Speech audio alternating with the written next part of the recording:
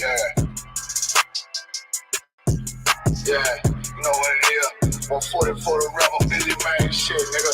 They tear their head off, nigga. I read what Eve did to Adam, I just pray my love don't lie to me. Swing the iron like stamps and I can't let no holder lie to me.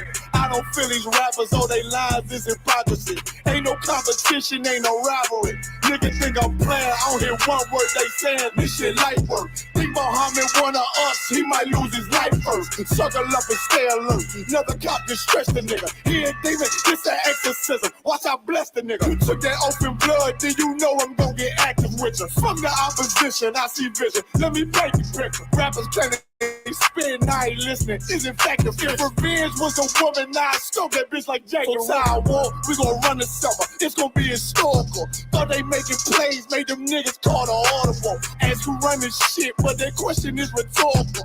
Bitch, I'm the one, me cookies with the oil. I'ma get them crackers, hell should've never kidnapped my family. I can't do baby, bet I be the last nigga standing. Do a life sentence for my niggas, pray you understand me. I might put a switch on this Glock and call it Young Baby. How you real triggering on them dots? You a bird feeder, claiming he a demon. What's a demon to a cold leader? When he saying something, I ain't hear him. This shit light work. It ain't about who got the gun, it's about who gon' up that fight first. I turn a bad situation to a game change. Bring soldiers from the dead, just raised up the chain. Free shots, I'ma look like Aaron Jones when I run it. Never fight the hand that feeds you, you'll never get that hand back. He bitching about 10%, I don't wanna hear none of that. He dropping sword, fuck him, just make sure you get that cover back. Look around, he ain't with us, probably cause he never was. Now my chin like you with the angels for your brothers. Everybody wanna be Richard Porter, God kill him like Alpo. Play if he want, it's laying in the trunk like Lee Malvo. I'm a certified woman's ass nigga, I am not a toy.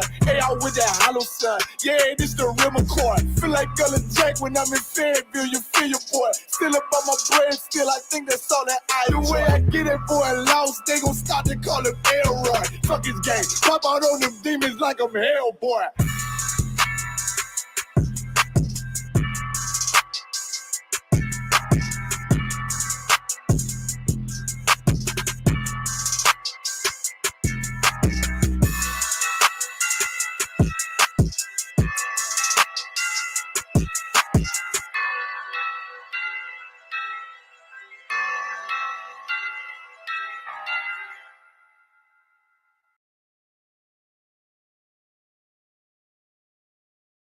Backstage.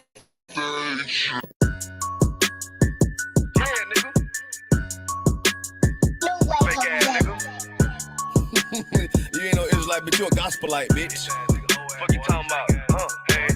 If that nigga won't walk, bitch, we ready. It ain't hard to find us. Hawk, I keep that stick locked, loaded, but he'll fade you line up. Young nigga named is Slayer. What you think? Boy, you be done to try. Soft coast shit, we bout it.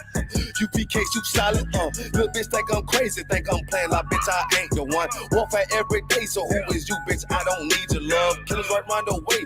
What you think? I love this brotherhood. Hood. More than you, bitch. Sharp on shit, I'm about it. UPK, too solid. Fuck nigga don't want war. It ain't enough clips in your army. All the bitches wanna take my piece. All the hoes wanna take my piece. All the nigga wanna take my piece. No, I can't let a dog take it from me. I can't let a dog take it from me. You a hoe study and you dummy. And these bitches really out this bitch walk around like they don't know nothing. And a lame nigga fall for them and get set up for the coins and get gunned down, man down. Should've took the time, get a damn no. But I see the sorry and I show her. She could never get a piece home. You a dirt ass, rust ass neck bitch with a fake ass jury. In Tennessee while I'm touring. It's a Tennessee, but she luring. And a sucker duck bitch ass boy, fuck nigga over that bit muggin'. I say, if that nigga won't walk, bitch, we ready. It ain't hard to find us. Hawk, I keep that stick locked, loaded, but he'll fade you line up. Young nigga named is Slayer. What you think? Boy, you be done to try. Soft coast shit, we bout it. UPK, you solid. Little bitch think I'm crazy, think I'm playing like bitch, I ain't the one. Warfare every day, so who is you, bitch? I don't need your love. Killers right round the way. What you think? I love this brotherhood. Hood. More than you, bitch. You a lame nigga down to me. Eat candy, but I'm sucker free. You a little nigga, ain't nothing to me. Base up, boy, I fit a beat. Yeah, AR-223. Draco with a magazine. Yeah, that clip run like limousine. I shoot your ass in the spring. Boy, I bust your ass in the temple. We debating by the temple. Tell the truth, boy, you's a victim. And you scoring off like a lizard. Nigga walk down my road. Why does nigga come down my road? Boy, come down my road. Boy, I charge your ass toll fee. I'm a real big priest, nigga. U.P.K play for keys, nigga. Commander General get a damn order, but ain't nothing to me to damn kill you. I was stalking his ass like a cat. All weapons, boys full of tech. Boy, like a close combat. Nigga got popped off for a neck. If that nigga won't walk, bitch, we ready. It ain't hard to find us. Hawk, I keep that stick loaded, boy, he'll fade you line up. Young nigga named is Slayer. What you think, boy, you be done to try. South Coast shit, we bought it. U.P.K shoot solid. Little bitch think I'm crazy, think I'm playing like bitch, I ain't the one. Walk out every day, so who is you, bitch? I don't need your love. Killers right round the way. What you think? I love this brotherhood or hood? More than you, bitch. Christ said 7 we gonna be on one nigga in the end time. Nigga, fuck wrong with you, boy. Stressed by that damn hoe ass bitch. Fake ass nigga too. Dumb ass motherfucker. Fuck you.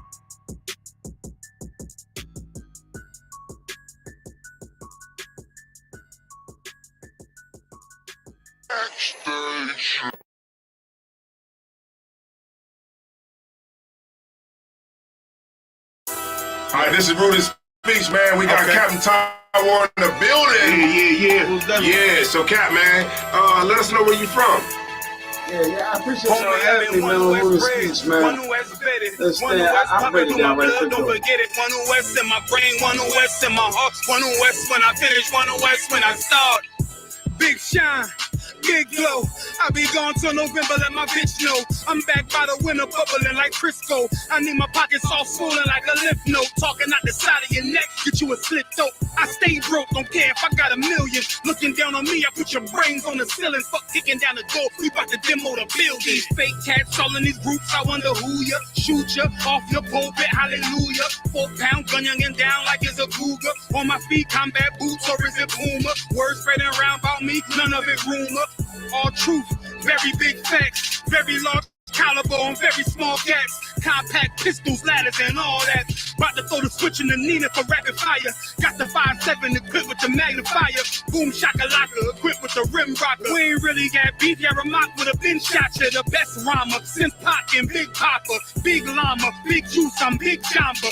Quarter tank of gas, I ride like a big timer. No informer, no sweat, not inside of my conglomerate. Wreck like King Kong. No Asian pun me, no chink in armor. Remain calm through our pain that bring drama. Stay focused on things that bring karma. Took all pressure, applied and made diamonds. Stayed true, kept shit pure, my name honored. Paid all dues and debts and kept promise. Make sure you show respect. Pay homage that I'm one West bred, one West bedded, one West pumping through my blood. Don't forget it. One West in my brain, one West in my heart. One West when I'm finished, one West when I start. I said I've been one West bred, one West bedded, one West pumping through my blood. Don't forget it. One West in my brain, one West in my heart. One West when I'm finished, one West when I start. I'm the hottest on the market, don't make me start it. I'ma pull up in a Spider-Man and Peter Parker. I remember days was trapping out the apartment. Now one West about put me up in a starship.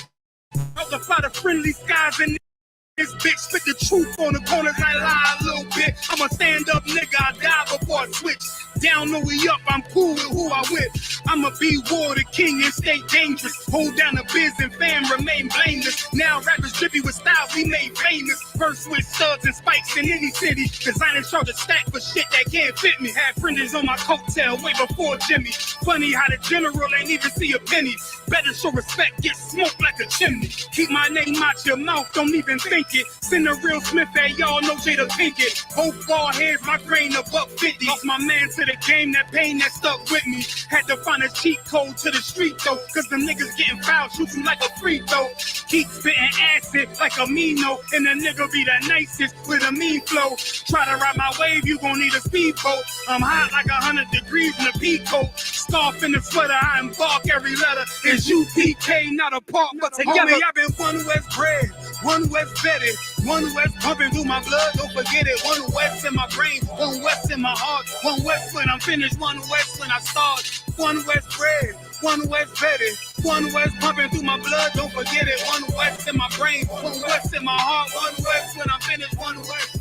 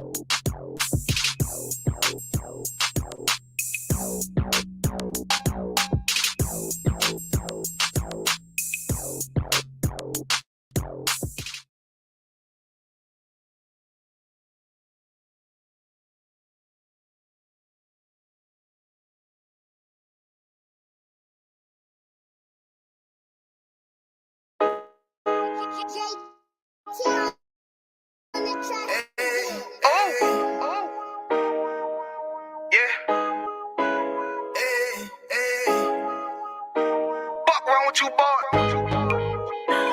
You know what time it is, nigga. Better watch how you step in. Yeah. But that was my niggas. Yeah.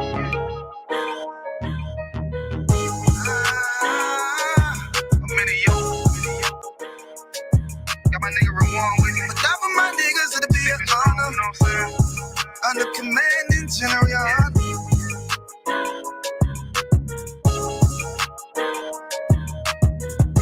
That for my niggas. It'll be an honor and a blessing.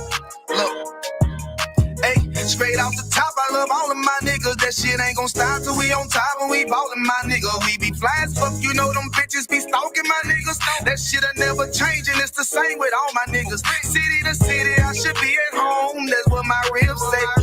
But bitch, I'm grown on these streets and closed caption. Niggas know we bout that action. If a nigga play with me, then my Hakim gon' let him have it. Hey, think you the shit, this truth the shit. Nigga play, I let that Ruger hit.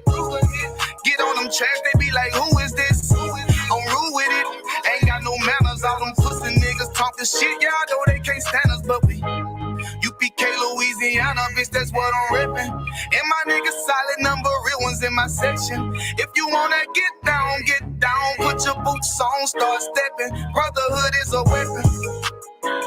Brotherhood is a weapon. Better watch how you steppin', cause brotherhood is a weapon. If I die for my niggas, it'll be an honor and a blessing. Better watch how you steppin', cause brotherhood is a weapon. Brotherhood is a weapon. Better watch how you steppin', cause brotherhood is a weapon. If I die for my niggas, it'll be an honor and a blessing. Better watch how you steppin', cause brotherhood. I lay my life down right now for all my sisters and brothers because I love them. I see them dapping and hug them. It's amazing to see how well we adapt from the struggle. Born again from a life of sin, trapped in the gutter. My mind frame was to kill my own kind. Feeling inferior, waking up ready to die. Run with them killers, so it's just a matter of time. For I take your life or let you take mine. That's when I realized the slaves killing slaves while the white man live to get old. We in them graves, shit got me feeling played. I opened the Bible, went through them records, found out we was royalty, a nation to be respected. But in this world we rejected, we hated for our complex. Still fighting to get accepted. We hear the truth and reject it, but love is getting corrected. And all my niggas correct me. The commandments, the foundation we erected. Brotherhood is a weapon. Brotherhood is a weapon. Better watch how you steppin', cause brotherhood is a weapon. If I die for my niggas, it'll be an honor and a blessing. Better watch how you steppin', cause brotherhood is a weapon. Brotherhood is a weapon. Better watch how you steppin', cause brotherhood is a weapon. If I die for my niggas, it'll be an honor and a blessing. Better watch how you steppin', cause brotherhood is a weapon. Hey, hey.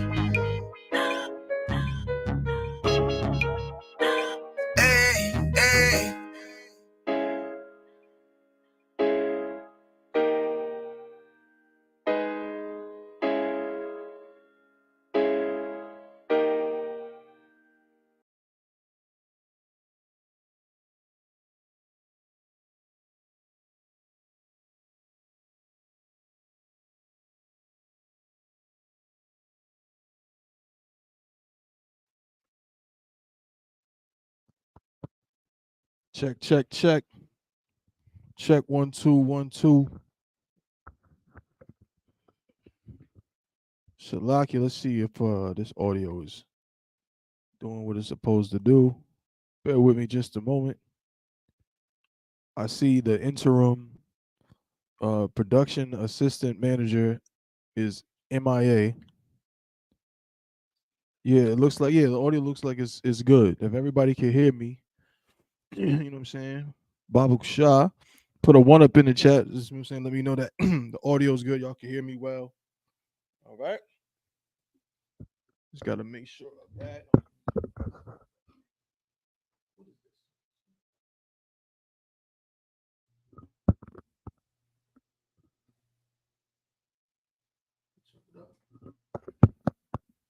Test 1 2, test 1 2. Hey, hold on. You hear me good, bro? Okay, I hear you. Yeah. Christ. Hey, Shalom, Cap, Lord of Christ. Shalom, Cap. Hey, Shalom, Lord Christ. Most High in Christ. You hear me good, Cap? Hold on 1 second. Yeah, I can hear you good. Most High in Christ. You sound Tawab as well. You hold on. You about to say something? I can.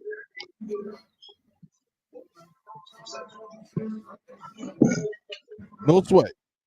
Come on. Hold on. Yeah, when you get back, just tell me whatever you was gonna tell me. If you got to send a message, you get private. Send it through the private chat if you need to.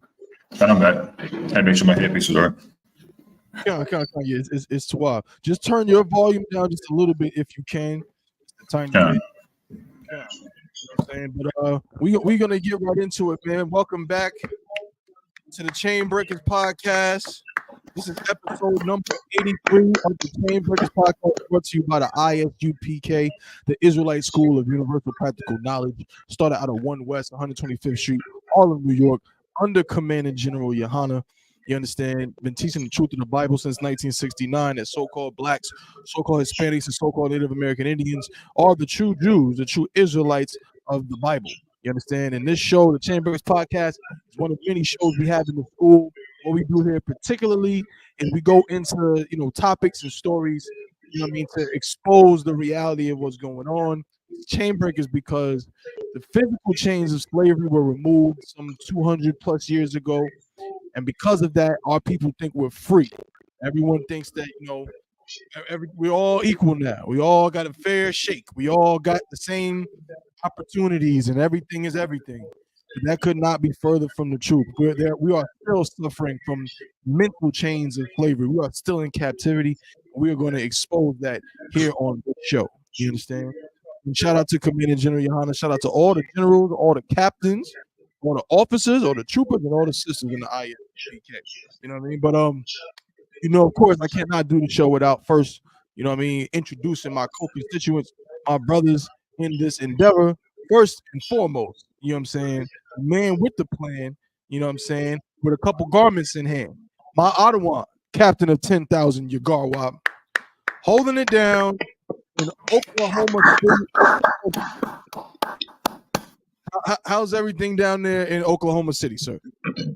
Hey man, it been kind of hectic for me, man. My rib, she had been down because she had an injury on her slavery. Oh, Salaki, sir. An injury on her slavery, so I've been driving her around to her different appointments and stuff. Right. And, you know what I'm saying? So if it ain't hell, if you ain't in hell, you're not in the truth. That's right. Damn right. That's heavy. That is exactly 100%. You know what I'm saying? How it goes down. We are in hell in this.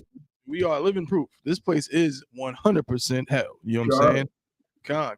The water for that, sir. That's the truth. You know what I mean? But of course, I'm Officer 1000 Thabawan, holding it down out here in Durham, North Carolina. Today, my brother, Officer 1000 Yarmont, will not be able to join us. I mean, he may be later, but more than likely, I know he's very busy running around out there in Eastern Carolina handling some business. As well, my brother, Officer Kowal, Officer 1000 Kowal out in Fayetteville, has been slaving and everything, so it's a little tough for him to get on the show the way he likes. But I did speak to him, you know what I'm saying? So we're going to see if we can work something out. But nonetheless, we got our interim assistant production manager, Officer 50, newly raised Officer 50 Hawan in the building. What's going on, Hawan? No, man, just chilling. Ready to rock out. Ready to see these topics for the day. Most High in Christ. Now you have access to the Facebook Messenger, right? Okay, I got you. So all of this, the articles that I put up in it, you have access to them, correct? Okay, 1 second. Let me pull them up right quick. We're gonna kick it a little old school today. Only in that. Oh, and this I like how I don't have it the camera facing the table today, but you know what I'm saying, I was able to come into the school and find out that my brothers in Durham really do care about me. They really do, because I came in here and on the table waiting for me, right there was, the favorite drink of Israelites all over the world. And I'm so glad, what I'm saying, that there's something that I could actually proudly put on the table. You know what I mean? Y'all can't see it, but y'all can see it right quick, but it ain't on the table. But know that it's right here. It's right here on the table, right?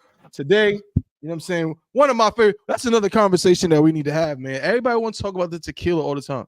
But again, what about other types of liquor, other types of drinks? It's not only tequila. There's not only Lunazul. There's not only Casamigos. There's not only Cuervo. You know what I'm saying? There's not only 1800. There's all kinds of different liquors out there. But it seems like for the past, I want to say like, for me, it's in the past like year and a half, maybe 2 years. It's like everybody is just straight on tequila. Like that's like everybody's thing now. But what happened to the cognac? You know what I'm saying? What happened to all the other types of drinks that people used to get down with? You know what I mean? Tequila is not the only thing. What's y'all favorite type of liquor in the chat? I want to know. Like, if you having a drink, what's your go-to? Is your go-to tequila, or are you willing to try other stuff? And let me ask this too, for the sisters, do y'all just never drink like scotch, whiskey, and stuff like that? Is that too masculine? Is that too manly for sisters? Do y'all just like, if somebody got some scotch, y'all just like, nope, I'm not drinking it? Or are y'all like, I'll try it and give it a chance? I'm curious about how the sisters feel and how the brothers feel. The sister said, I stick with Luna. Dark liquor makes me sick now. Well, Constance, I understand. I'm gonna say something crazy. One, you've been hearing me say it too. Listen, y'all have got to. I know that Luna was like, I remember it was like the next step. I remember when everyone was rocking with Cuervo, because it was like the kind of tequila that was just cheap enough, right? It was cheap enough, right? You could get a big bottle of it. And then it seemed like everyone just turned bougie and was just like, nah, we're not drinking Cuervo no more. And they just went to the Lunazul because it's just a little bit more expensive. That's what it seemed like happened. But I ain't gonna front, man. I had some Cuervo recently. It ain't bad, yo. It is not bad. And I'm trying to tell y'all gonna get tired of that Luna. Y'all gonna get tired of Lunazul. I'm telling you, y'all gonna get tired of it. Because I'm kind of tired of Lunazul. I'm tired of it. I had to switch it up. So, hey, y'all do y'all thing, man. But remember that Officer Thabawan said it. Y'all gonna get tired of that Luna. Hold on, what's your favorite? You like the margaritas, right? I like scotch. Oh yeah, I want me drinking them real man drinks. You be drinking that scotch. Most High in Christ.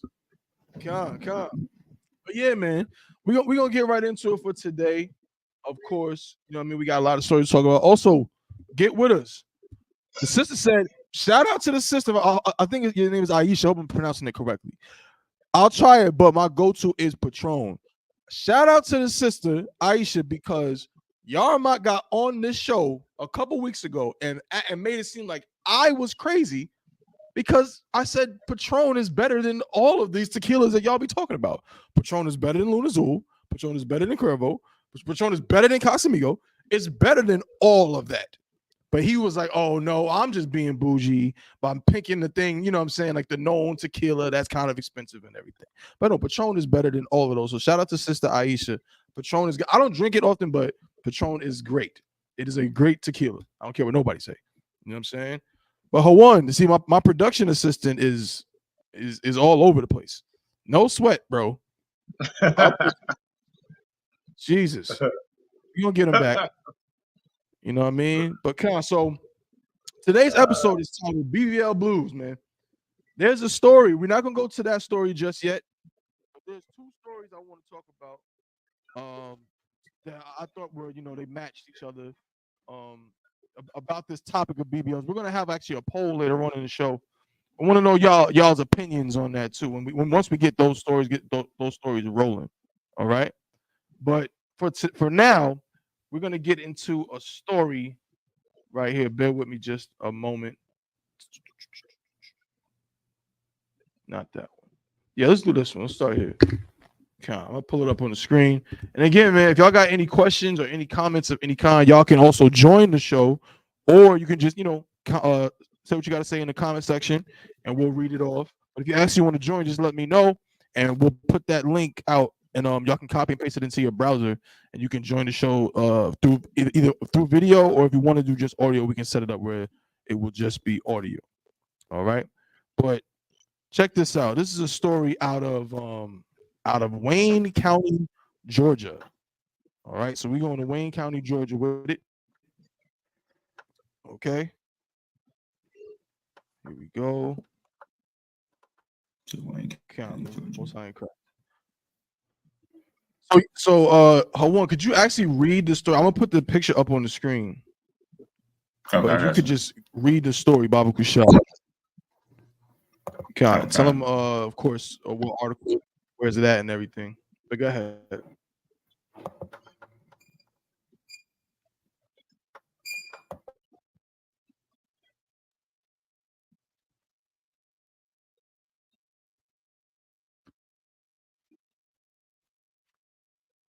Hawan, you're muted, bro. I can't see the story. You don't see the story in the chat? Okay, let me see. I got you. It's the one that says he knows right from. He knows right from wrong. That one. I got you. Yep. You could just read it from your phone, really. Oh, I got you. I said I got the picture up on the screen, so you could just read it from your phone. Okay, I got you.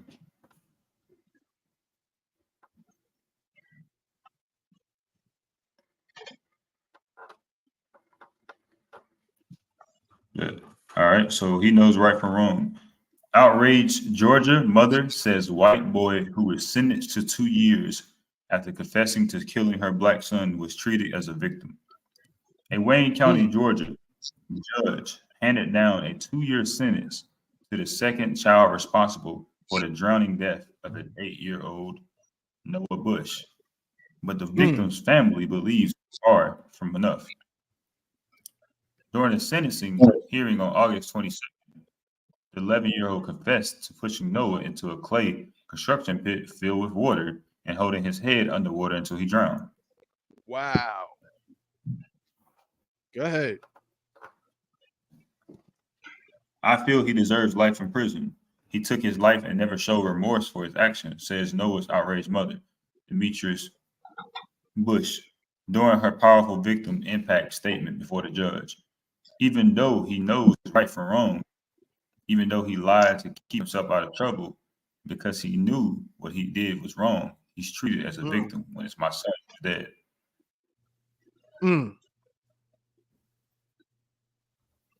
Read on. The 11-year-old pleaded guilty to all 4 counts of involuntary manslaughter, simple battery, concealing the death of another, and criminal trespass. And the judge gave the child 2 years in confinement, the maximum penalty allowable in the state. There will be a second hearing. And criminal trespass. You said, and the child gave 2 years. Okay. Good night, John. Let's talk about it. All right, so I think there might be a little bit of a delay. Might be a delay. Let me reboot myself. Shalaki.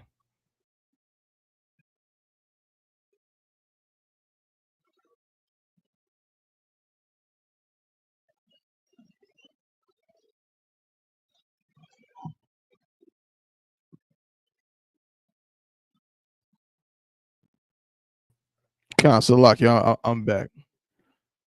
But yeah, you can stop right there, Hawan. You can stop right there just for now. Just for now, you can stop right there. But yeah, let's talk about this. So apparently, this 11-year-old white boy purposely pushed this young brother who was, what was he, 8? Hold on, I think he was 8 years old. Yes. He was 8 years old. He pushes him into some water. My name is Before Rick. he pushes him into the water, he grabs his head and holds his head down under the water in order to drown him. Drowns the boy, then lies and doesn't and doesn't say anything or whatever, doesn't say what happened to conceal the death, and yet somehow, some way, the charge he was given was involuntary manslaughter. Cap, I mean, again, this is a very sad story. What do you? Hey, Slovakia, he did the 11-year-old, the white boy that did it, did he confess to the murder? Sir. Did I hear that? He confessed to the murder. I mean, good. Come on. Go on. And he only received 2 years probation or something? So he got 2 years. I don't know if he got 2 years in prison. I don't think he can get prison time, but he got a 2-year sentence. Not sure exactly how he's going to serve that, but just 2 years. Yeah. Just 2 years for murder. Boy, this is crazy. I mean, it's but I said it before. It's these things going to continue. The things that happen to Israel, blacks, Hispanics, and Native Indians, it's going to get real ridiculous. That we'd be like, come on, we're going to need to be delivered. Yahawashi Christ is going to have to deliver us. Because simple stuff like this, it's so heinous. Come on, for him to drown the kid, 8 years old. For him to drown an 8-year-old kid and then confess to it and everything, and they still just 2 years and that's it. Come on, man. Everybody know if the tables were turned. Come on, that nigga will get. But where do they have juvenile life? Then they just add on more charges as you get older. It's crazy, man. It's crazy, man. But as the Lord is going to make us come and really, really seek after the Most High. We're gonna make him. He's gonna make us seek his righteousness. We got to. You know what I'm saying? This is terrible. This is terrible to happen to that little kid. Come on, sir. Let me tell you the type of come on. It tells you that the court system and everything. Look what we're in right now, as far as the voting. Come on, the voting and everything is coming back around. You got the politicians and everything. All this type of stuff. They're going to elect another president. It's all coming back around again. It's anything. What? Even though Kamala, we know Kamala is not a black woman, but could she fix something like this? No, she couldn't. Nothing's going to fix something like this. You're not going to get in people's brains and change these people. Nothing is going to fix them. Nothing is going to fix this stuff and change stories like this. These things are going to keep on happening. This is why we are so, in the I.S.U.P.K. on the Command Journal, we are so starched on blacks, Hispanics, and Native Indians, God's chosen people, truly seeking the Most High. You know what I'm saying? And seeking the Most High, being righteous unto the Most High. So the Most High can really, you know what I'm saying? See that we need to be delivered. He knows that we need to be delivered, but we got to understand that we got to trust.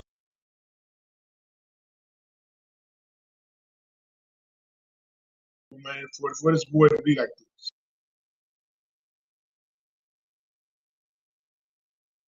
And like I said before, it's going to get worse.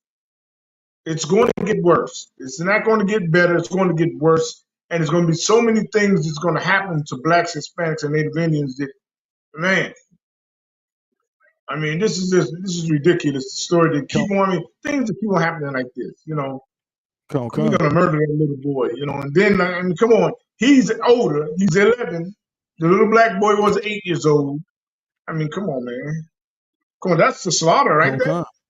That's the slaughter right there. That's just so for people to be like, oh no, how can he do that? What type of animal is this kid? If the tables were turned, if the tables were turned, a little black boy to get to a little white boy, they would have been, man, you would have been hearing it all over the news. You know, Nora O'Donnell would have been in where that place, where it took place. She would have been there reporting. It would have been like reports all over the place, you know, about this heinous murder. But it happened to a little black boy, so it's really like, it's nothing big. It's not nothing big. You know what I'm saying? So what? You know? Man, that's terrible. I yield. Let me read on. It says, I got a one. It says the other culprit, a 10-year-old boy who was sentenced last month for his involvement in the murder, he will also spend 2 years in the detention center. Demetrius is devastated that her son's killer will one day soon walk free. This is our quote. Noah will never walk about this earth again, and he deserves to be punished for it. She said in her statement to the judge, in which she stressed the importance of accountability. This child will offend again, but Noah will never breathe, run, or play another sport ever again. And I feel he should lose every privilege in life that he stole from my son. Noah was first reported missing in the South Georgia town of Jessup on May 15th when he disappeared from home. After authorities in the local community launched a massive 11-hour search from his 11-year-old killer, Noah's lifeless body was finally found submerged in a watery pit.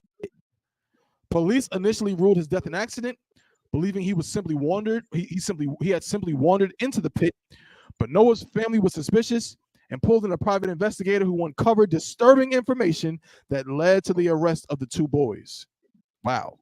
A little bit more. Francis Johnson, an attorney for the Bush family, said in a statement that the homicide appeared to be racially motivated and will press for prosecution against the adults who were responsible for promoting hate to their children. During the investigation, a video allegedly emerged showing the 11-year-old beating up a black child and calling him the N-word. It just keeps coming out even more. Adawan, like you just said that these things are going to keep happening. And shout out to the sister Chelsea. She said, and the fact that there are people who think things like this will improve if we have this so-called black woman become president. Shaking my head. Absolutely, sis. That's what is standing out to me, man. We're reading this story. It's not national news. I found this story today when I was looking up stories for us to talk about on the show. Man, it's why is Noah's name not national news? Like, do y'all understand what I just read? The police in that area ruled it an accident. The family of the young brother that was killed had to hire a private investigator in order for them to find out that them two boys did it.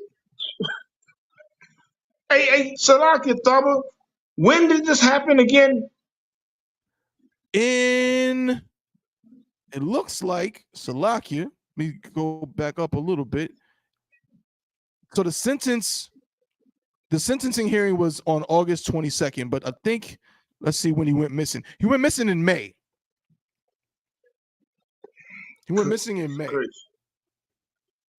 Yeah, on May. Yeah, was first reported missing in South Georgia town of Jessup on May 15th. So about 2 months ago. Good. Well, 3 months ago. Excuse me. Man. Sentencing just happened, right? Sentencing just happened like yesterday. Oh, I mean, come on. I pray we hear more of it about it. I mean, this is ridiculous, man. This is ridiculous, man. For this to come out like this. It says that the little boy, the 11-year-old boy that committed the murder, he helped them with the search. So when Noah went missing and everyone was missing. Hey, so I got one. Go ahead, one. You ever seen that show, Your Honor? I have. This what this sounds That's like. exactly what I was thinking. I'm with you on. I was thinking the same thing. Yeah, it sounds like the article. It also says that the mother lied to the police too. The mother was withholding information from the investigation. You understand? So everybody, where are the charges against her? There's charges right now. She's in jail right now. Salaki, Okay, sir. she's in jail right now. Okay. Right. It says there will be a second hearing in 30 days to determine the damages owed to the Bush family. Natalie Hardison, who is mom to the convicted 11-year-old, is being held in jail on a felony charge of providing false information to police during the investigation, and she appeared at the hearing via video. She should be charged as an accessory. He needs to be charged for first-degree murder. He needs to be charged as an accessory to murder. You understand? Because now we read further in the article, it's saying that they have evidence that shows that the two boys were beating up a black kid and calling him a nigger at some point. They got video footage, and it's possible that the parents could be some kind of KKK members. They could be some white supremacists teaching this to their children. We don't know. The lawyer said that they believe it's racially motivated. They might have, I mean, I'm not saying this is what happened, but they need to investigate. Them parents might have been like, hey, look, this is what you do. You take him down there and do such and such. That's what I would do. You know what I'm saying? They might have implanted that in him. I think a lot of these folks need to go to jail, man. That sister is right when she says it's wrong for the boys 2 years. My son is never going to walk again the earth. That's They'll right. be out. You know what I'm saying? And she said something real heavy too, and I'm going to land my plane. She said he's going to offend again. If Christ does not come back and they let this devil out 2 years, I guarantee you we will be on the Chainbreakers podcast 2-3 years from now talking about him committing another murder or some other crime. And we'll be saying, yeah, for real. Yeah. Man. You know, this is crazy. But Hawan, you was going to say something else, bro? I really have was my take on the little YAHANNA part, because it's just heavy that, you know, they allow these things to happen. And, you know, even with Kamala Harris trying to, you know, run for president, every black person in America will try to vote for her. But at the end of the day, these problems still going to conspire. They're not going to change with her being in office or Trump being in office, whatever. It's going to still be the same. That's right. Right. Hey, look, check this out. Check this out. This idiot, Kamala Harris, she's not even a black woman. But look, little boys like Noah and other blacks people are going to pay for her being, if she even is elected president. Right. If she's elected president, people, black boys and black girls and black people are going to pay for her being elected president, because, you know, the Ku Klux Klan, they're idiots anyway, and they're going to say she's black. And we are going to get punished. You know what I'm saying? Black people are going to get punished for her being president, and she's not even a black woman. That's right. That's right. That you talking about people? I mean, come on. You talking about people have curses against them and should serve the Most High? Come on, we gonna pay for her being president if she's elected president. We gonna pay for it. Other black kids and little girls and boys are gonna pay. They're gonna die for her being president. That's right. If she's elected.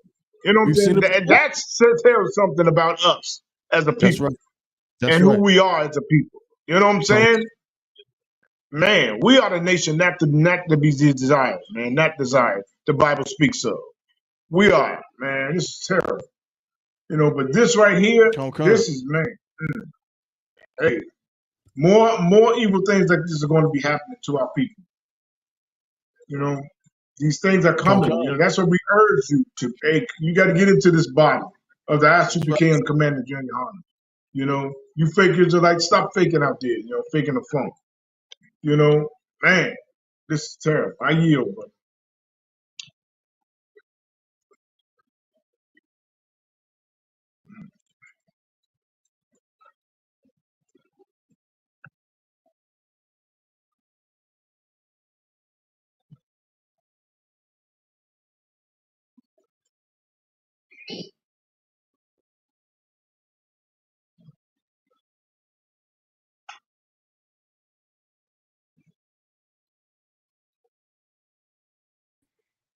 Hey, so Lucky, I think I got booted somehow. Yeah, I got some issues. Can y'all hear me? Warren, can you hear me?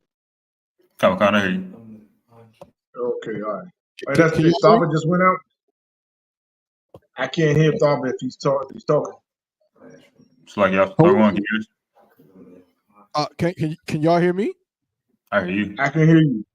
Most times, yeah, I got booted. I'm not sure what exactly it was.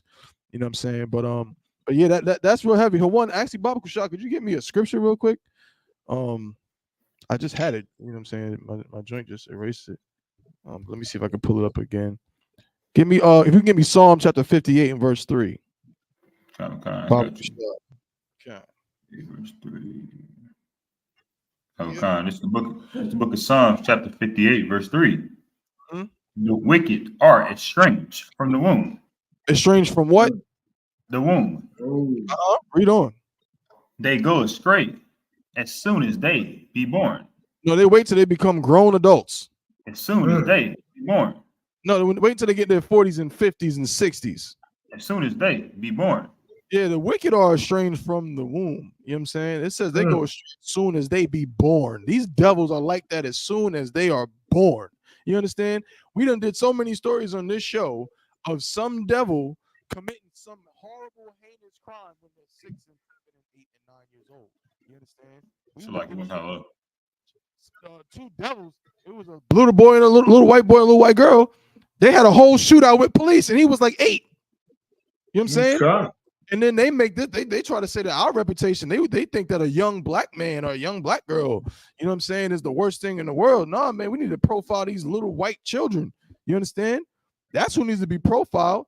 You know what I mean? Everybody want to talk about, you know, and I understand it, but everybody want to talk about age and so on and so forth, and when a person's mind develops, and that's understandable. But look at these devils. These devils are committing murders at 11. You think that devil didn't know what he was doing when he held that young brother's head under the water? You think he didn't know what he was doing? You understand? You think he didn't know what he was doing when he, you know, joined the search party? Like, oh, yeah, well, let's find Noah. We got to find him. He knew exactly what he was doing. God. And look, it's Salakia Thabo, but that's worse than a gunshot. Right. That's worse than a gunshot. You know what I'm saying? Kid playing with a gun, or even if he intentionally shoot somebody, you know what I'm saying?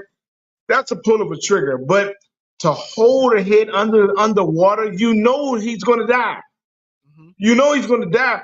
This little boy died with his hands around his neck. Mm-hmm. I mean, you got to be a wild beast. That's right. With no feelings, you know, to do something like that at such a young age. I mean, good gracious, 11? You committed a heinous murder like that? Man, boy. And we already know that drowning, again, this is like torture. So while this devil or these devils held this young brother's head under that water, you know, eventually that young brother started probably flailing and trying to get this devil off of him. And that devil used all of his strength to make sure that brother's head stayed under that water until he went limp. He committed murder. I do not care that he's 11 years old. They put him in that courtroom and they treat him like a victim because he's so young.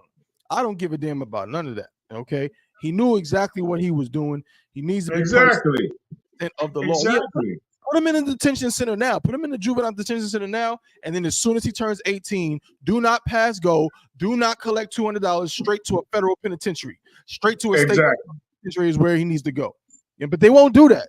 They won't do that. But if it was like Captain, if this was a young brother, if this was an 11-year-old black boy that held a white boy's head under the water until his body went limp, he would be going straight to the detention center. And when he turned 18, he would be getting bounced to a federal prison.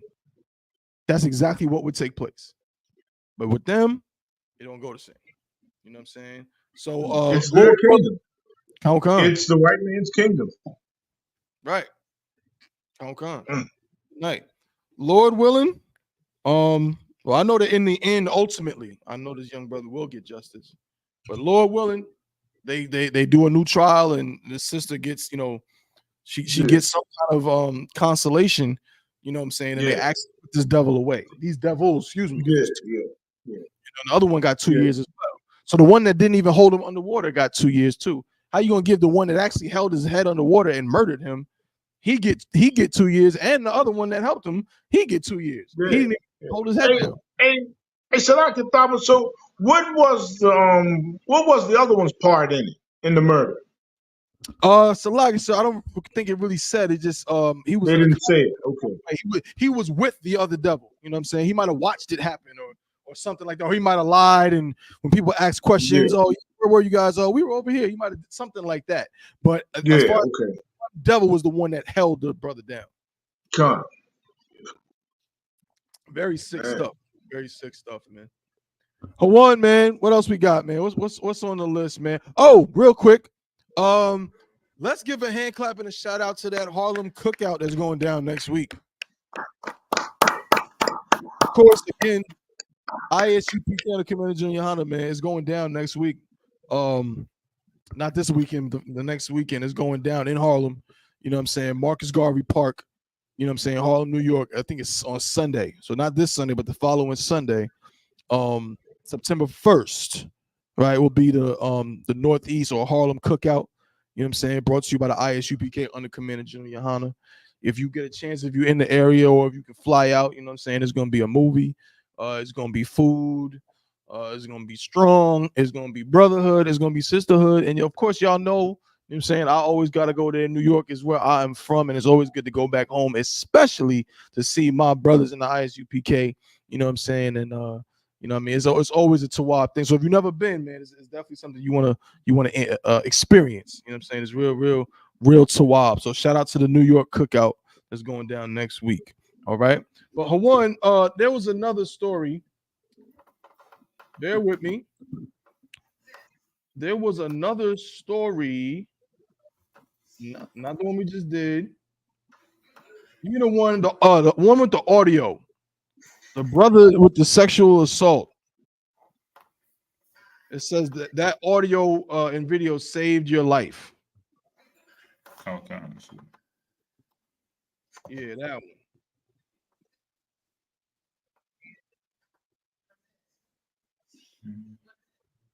Save your life. Mm-hmm.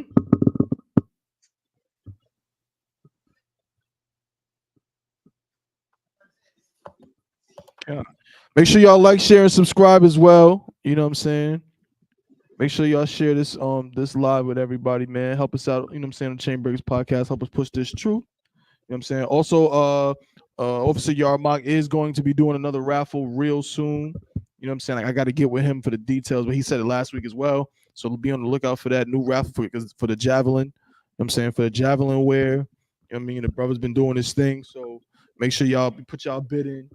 Maybe get something real fly for the Lolo. All right, Hawan, let me know when you got that joint, man. All right. Con, go ahead. I'm a you can get again, you just gotta read it. I'm gonna see if I can put it on the screen. All right, but you can start reading it now. Yes, sir. Give the title and everything. Come. That audio and video saved your life. Black man accused of raping white neighbor used home surveillance cam to beat charges. Is now suing her and police for false arrest. A black man has filed a civil rights lawsuit against the city of Manville, Texas, and his police officers claiming that he was falsely arrested for sexually assaulting his white neighbor during a gathering to celebrate his new home. According to the complaint filed in District Court for the Southern District of Texas this week on November 9th, 2023, Manville resident John Marks, 40, and his friend Freddie Douglas Jr., 43, had consensual sex in Mark's pool. Wow. With Amanda. That's wild. Whoa. Hold on, brother. Hold on. Let me get back. I gotta get with you on this, bro. This is crazy. Could you read that again, Bob? According to the complaint filed in U.S. According to the complaint filed in U.S. District Court for the Southern District of Texas this week on November 9th, 2023, Manville resident John Marks, 40, and his friend Freddie Douglas, Jr., 43, had consensual sex in Mark's pool with Amanda Jaworski, a woman who lived nearby and with whom Mark said he had carried on an intimate relationship with for several months. Good night. So if we're reading this correct, and let me put these people on the screen. Y'all got to see these folks. it sounds like this brother, he's moved into this neighborhood and he's been dealing with this white woman. But on one particular night, he got one of his good friends to come over and they you know what I'm saying? They did, you know what I'm saying? They had, I guess, an orgy with this white woman. I'm assuming, you know what I mean? They tag team white woman. And yeah, that's where we're at in the story. So already this is crazy. So this is two brothers, not only literal brothers, but two black men who apparently had consensual orgy sex with this lady right here, this white lady right here. Read on her one. This is disgusting, but go ahead. Zawarinsky filed a police report a week later claiming she was held against her will, with both men raping her or attempting to rape her over a several-hour time period that night and into the next morning. Reported the El Campo Leader News. A court affidavit stated that all three had been drinking and that the assaults took place with the woman saying no and having to physically fight Douglas off of her. Trying to slide down. Okay. Marks was arrested on December 7th, 2023, and charged with aggravated sexual assault and aggravated kidnapping, felonies that can result in prison sentences from 5 to 99 years. Douglas was also arrested and fired from his job as a police detective in El Campo. Both men were jailed.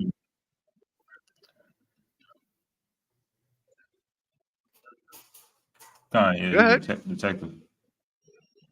Both men were jailed and released on bond, protesting their innocence. On March 23rd, a grand jury for Brazoria County reviewed the evidence presented against them by the district attorney and issued a no-bill verdict, declining to indict either man. In his lawsuit filed on August 21st, Marks contends that Manville police arrested him solely on the account of Zawarinsky and without properly investigating.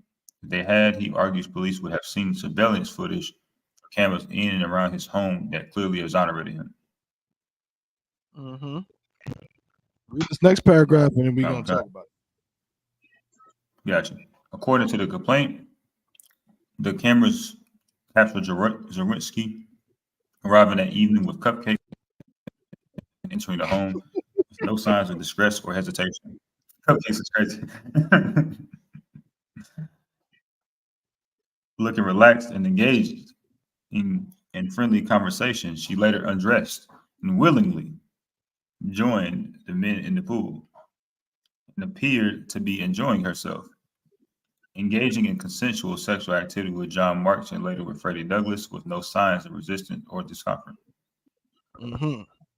Next paragraph we can be on. Go ahead. Okay. The camera showed Zawarinsky moving freely throughout the house with multiple opportunities to leave if she had felt threatened or uncomfortable, including at one point when she was alone in the house while Marks and Douglas were outside in the pool, the complaint said. Good night. So Cap, I gotta ask you, Cap. There's a lot going on here. You got two brothers having sex with the white woman in the pool and doing all kind of stuff, and then a week later she comes back and says that one of them assaulted her, and then he doesn't get indicted. The police arrested him, but ultimately he's not indicted. You know what I mean? The cameras show, that she was good. She came over there with some cupcakes. You know what I mean? And everybody was jolly and merry and having a good old time. So what is your takeaway from this, Cap? What do you think? Hey, it was like I said about the first story. You know what I'm saying? The Lord is going to force us to separate. Right. He's going to force us to separate. I mean, we keep playing. Now look at that. Now of course, that if a white woman says 2 black men raped her, that's going to be like, you know, that poor girl, without even knowing the black men or even knowing about them or anything about them, it's going to be like, oh, that poor girl, that poor girl. We got to learn that, hey, what is it? It's in First Esdras in the Apocrypha. First Esdras 9 says, "Do God's will and separate from the heathen of the land." You know what I'm saying? Say His will, do His will and separate from the heathen of the land. You know, and the strange women. The strange women are the women that are not your nation. Those are the strange women in that context. Talking about when the Bible talks about the strange women, the people who are not of the 12 tribes of Israel. If they're not black, Hispanic, or Native Indian, leave them alone. You know?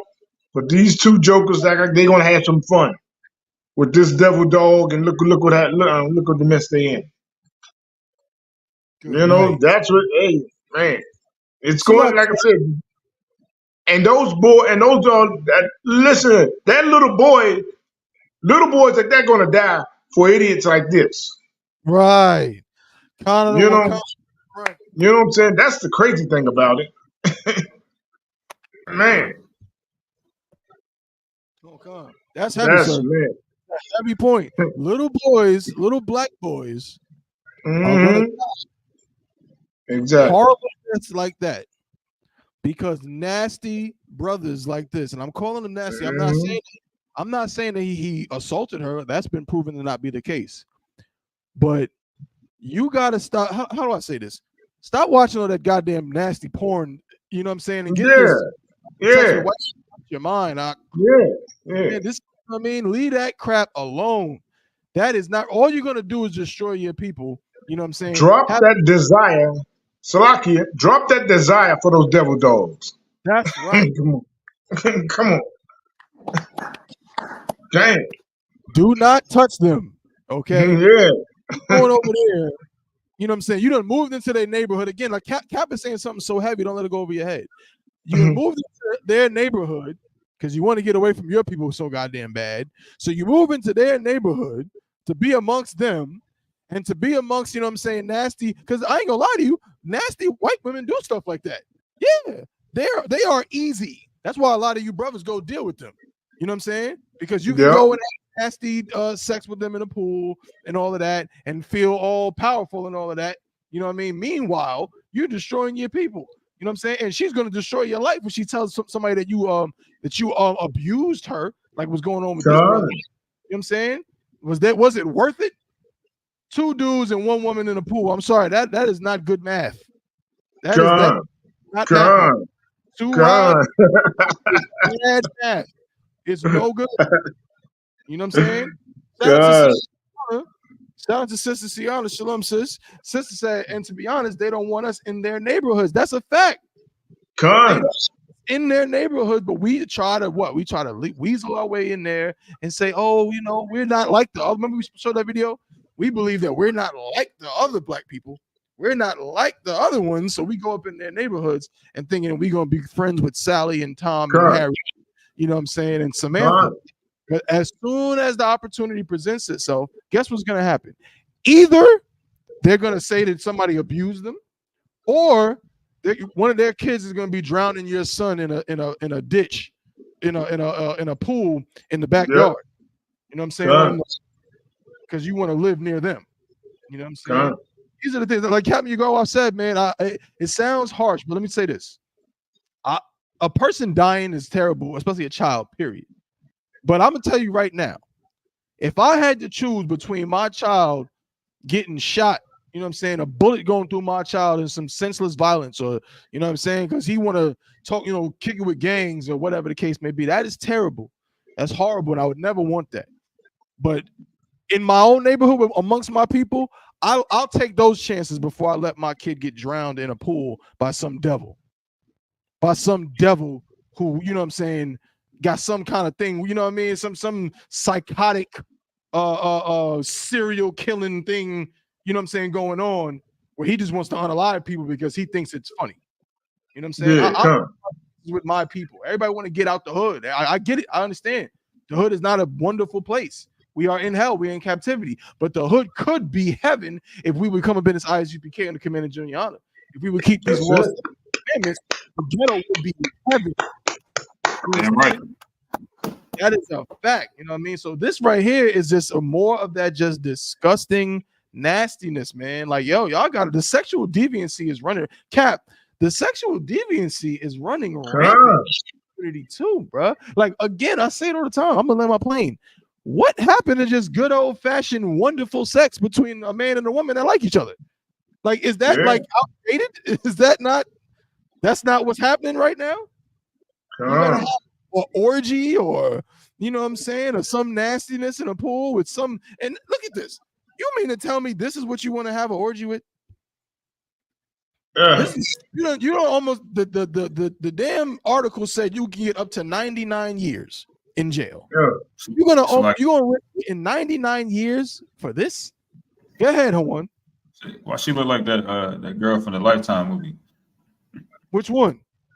It's she looked like one of the main characters they always play. She looked like her. She actually looked like one of my high school teachers. She looked like everybody's teacher. She looked like English teacher. Every white woman that ever appeared in a Lifetime movie, or when they got to do a rendition of some horrible murder case, they just hire some bland-looking white woman to play the white. You're gonna risk 99 years in prison to put for raw chicken. For raw chicken. She has nothing to offer any man of any substance with any who isn't just a freak. You're just a freak. You know what I'm saying? She nasty too. She'll probably have sex with a dog, and you sitting up here doing this thing. You having sex with a dog. Disgusting. You know what I'm saying? You know this woman ain't got no rhythm. You know that she can't cook. You know what I'm saying? Like, I mean, come on, man. Like, how you gonna get up in the bed with some woman that don't know about the Gap Band, that don't know about, you know what I'm saying, Jodeci? That's right. Woman that don't, you know what I'm saying, that don't know about our struggle. That don't, you know what I'm saying? She don't listen to. She can't move how a system moves. Like, what exactly is it that you're getting excited about? I'm telling you, you got a demon on you, and you watch too much damn porn, and it's a sin. And stop. Just stop. Good night. It kills me. You know what I'm saying? Brother, we got to do better than this. We have got to do better than this. But no sweat. Most High in Christ at the brother, you know, case was dismissed, or better yet, he didn't get indicted. He needed to prove his innocence. But guess what? If he keeps trying to nasty orgies and sleep with white women, he ain't gonna have to the American justice system. You have to try to prove it to the Most High, and the Most High is not going to be as lenient. You understand? So you keep messing with them devils if you want. The Lord will kill you out, straight up. Leave them alone. Leave that raw chicken alone, as Captain Yagawab said. Leave it alone. Ugh, disgusting. God. Eating casseroles. You imagine eating casserole every night? You got to eat. What they be making? You know what I'm saying? Different types of casseroles and all that nonsense. And of course, you know the potato salad with the raisins in it and all this. Like, what is sexy about that? You know what I mean? A black sister, you know what I'm saying? Like, again, if you stop watching the porn, you'll realize how sexy black women are when they just living. Just seeing a black woman that knows how to cook a meal is just sexy. You know what I'm saying? Seeing a sister that just knows how to dance, how to move, and she like the good kind of music, man. And you know what I'm saying? Like that's a beautiful thing. You know what I'm saying? That's what I want to, you know what I'm saying, be with. You know what I'm saying? I said when I see my rib, how she deal with my son and stuff like that. How she go about her day, how she do that thing she do like a black woman do. You know what I mean? That's all I need. Come on, man. You gonna try to the devil? I'm off it. Salakia. It just kills me what our brothers are willing to do, man. The Stockholm syndrome is serious, and you sisters ain't off the hook either. Y'all want to, get them saying, have some pink rod. Good night. Good night. I mean, that's a different topic for a different day. But y'all sisters got to stop that too, man. That devil is not the one. You know what I'm saying? Leave him alone. Leave all of them alone. Like Cap said, separate from them. Straight up. Just separate. No sweat. Where we at now, Hawan, man? What's not? I think we got one more before we go into the main story for today. I believe we do. I'm not sure. And shout out to everybody that's tuning. I'm gonna do a quick roll call. Hawan, I'm gonna tell you which one I'm talking about. We'll see if we want to get into that or if we want to go straight to like the last. There's like two articles that kind of go together with the BBLs. Bear with me. Yeah, give me the one with the South Florida cop who got fired. He was tased one of his fellow officers. Get that. That's what we're gonna talk about next, real quick, real briefly before we get into. We got two articles to end it off. But quick roll call, man. Shout out to everybody tuning in today. You know what I'm saying? Shout out to Sister Odesha from Eastern Carolina. Shalom, sister, get my head covered. You know what I'm saying? The Chelsea, shalom, sis. My brother Akash Carr in the building. Officer Akash Carr out there in the Bahamas. You know what I'm saying? My man be farming for real. Like, he's a real farmer. Every time I ask him 1,000 questions every time I see him about that farming. I told you the other day I was doing Lashman Kadash and he told me, Salak, I can't be in class tonight. One of my goats died. And he was dead serious. He had to go tend to the goats and make sure the goats was good. You know what I'm saying? And unfortunately, Salakia made that goat rise again. I don't know how to word it, but with that, but you know what I'm saying? That's what my brother be going through. But shout out to Officer Kashkar.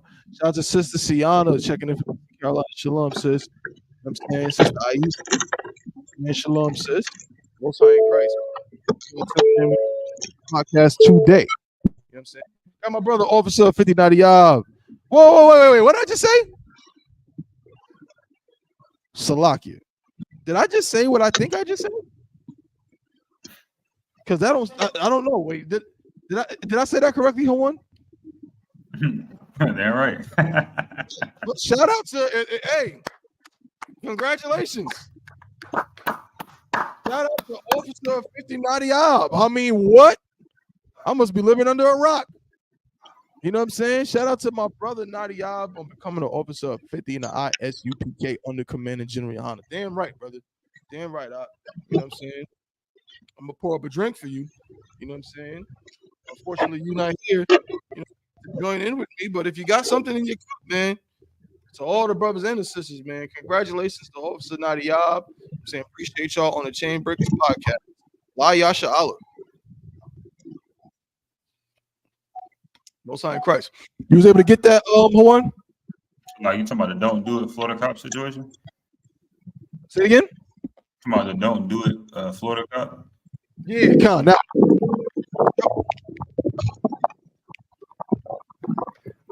Like you said, you hear me? Yeah, I hear you. Also, don't do it Florida cop who allegedly caused death of 4 civilians and dragged restraint. Team finally fired from department after tasering fellow officer. Good night. I got you. Yeah. The way Sergio Perez sees it, he should not have been fired this week from the Opa-locka Police Department in South Florida for tasering a fellow officer as a practical joke. What the hell?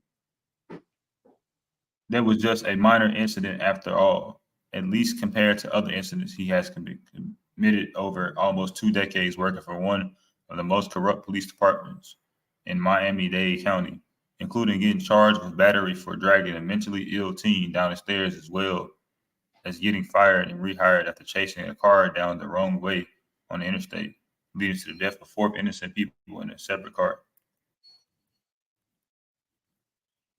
The tasering incident took place on September 1st, 2021, when Perez was a captain and walked into Sergeant Michael Steele's office, pointed a taser at him, asking if he wanted to be certified in using the taser, which would have required Perez to taser him. Perez later told investigators he was joking, describing his behavior that day as camaraderie building. Captain, don't do it, Steele pleaded as he squirmed in his chair, but Perez tasered him anyway. The prongs, however, did not penetrate his body because they were covered in Velcro for training purposes. Stop acting like a baby. You know that didn't hurt. Perez told him while laughing in amusement, according That's crazy work. Oh, snap. Oh God. Perez told him while laughing in amusement, according to the Miami Herald, which reviewed the internal affairs documents, but still was not amused and took himself to urgent care to get checked out. He also reported the incident to the Florida Department of Law Enforcement, which led to Perez getting charged with misdemeanor battery in January 2022. However, the Miami-Dade State Attorney's Office dismissed the charge in January 2023 after it was revealed that Steele told doctors at the urgent care that Perez has tasered him by accident, contradicting his statements to investigators that he was deliberately tasered. Mm. Mm. You know. But still had already been fired in October 2022 for grave concerns regarding legal implications of retaining him, according to documents reviewed by NBC Miami. And now Perez has been fired after a lengthy internal affairs investigation determined Perez violated 7 departmental policies by tasering his subordinate. Mr. Perez's actions violated the trust placed in him by our city and raises considerable doubts about his ability to be trusted with the powers or grants to our police officers here in the great city of Opa-locka, said city manager Darvin Williams during a press conference Wednesday. But Perez is claiming he was fired for reporting corruption within the department, which is why he is confident he will be rehired. And if history is an indicator, he will likely succeed. Unfortunately, the police chief and the city manager have turned a blind eye to the corruption. I have reported, Perez told the Miami Herald. Despite Perez's troubled police department, despite Perez's troubled past, he is not the worst cop to have worked for the Opa-locka. You can stop right there. Okay. You can stop right there, Hawan. You can stop right there. Yeah. This is just, again, we're not going to spend too much time on this, man. You can just look this up on your own. It's just another example, again, of the hell that we are living in a place. This police officer, who I believe is a brother, so he's not a devil. His last name is Perez. I would assume he's a brother. He has been in so many incidences as a police officer. In fact, I'm reading right here, before he even got out of the police academy, it says that he had gotten kicked out of the police academy before eventually graduating because he was arrested for impersonating an officer. So he was one of them gung-ho niggas. He was in the academy, not a police officer yet, and was running around acting like he was a cop. You understand what I'm saying? Yeah. Like, then I look at the article, it says that he supposedly is responsible for the deaths of 4 people. He dragged somebody down the street, all kind of stuff. And they just now fired him after all these years because he tasered one of his fellow officers. Right? And didn't even really hurt him. Right? And it's funny because he's the one saying that, he was trying to expose some police corruption. You understand? The point being, man, this is just another, I think Cap's on the road. Hey, Shalom, Cap, you on the road, sir? Hey, Shalom, just some time. Hey, Con, I'm on the road, man. No sweat, Adawan, no sweat. Con, there's just a lot of background noise, so I'm just going to mute you just for now, but if you want to say something. Yeah, Con, go ahead and do. Yeah. Con, yeah, I'm going to do something. Con, sir. But yeah, Salaki, it's just another example of, how much corruption there is with the police. Like, you can't trust these people. One brought it up earlier, and Cap too. People are going to run out and potentially vote for Kamala Harris. And the only question that I would have to ask is, how is voting for Kamala Harris going to stop the police department from doing the things that it does? Right. How is voting for Kamala Harris going to stop the culture? Let's talk about the culture of the police. That whole fraternal thing that they have, where they pretend the brother we're talking about, the cop that first reported him ended up lying. First he was like, yeah, he tased me on purpose. Then he told them, oh no, it was an accident. Like, which one is it? You understand? they will go back and forth because they don't want to damage that, again, that whole cop, we stick together thing. Whoever seen Beverly Hills Cop, one of my favorite movies. I might be showing my age a little bit. It came out, not the new one, Hawan. I'm not talking about the new one. No, I'm talking about the old one. You talking about the original? Mm-hmm. Okay, Most High in Christ. Okay, fair. Okay, yeah, I got you, right? So y'all remember in the original Beverly Hills Cop, again, that's a little before my time, but it's still, close enough. But in the original Beverly Hills Cop, what does he say when the dude, I think Taggart, like punches him in the stomach, right? And then here comes the chief. He says, "Would you like to press charge?" He asks Eddie Murphy, Axel Foley. He says, "Would you like to press charges against this officer for striking you?" He's like, "What?" He's like, "Would you like to press charges against Officer Taggart for assaulting you?" And he's like, "What?" He's like, "Where I'm from, cops don't press charges against other cops. Right. No, I'm good." Like, that's a thing that they have where they don't like to go against each other, right? Which is why there's a lot of corruption, because they don't really want to tell the truth, because they don't want to, seem so like disloyal. Go ahead, Owen. Wouldn't that be a cult?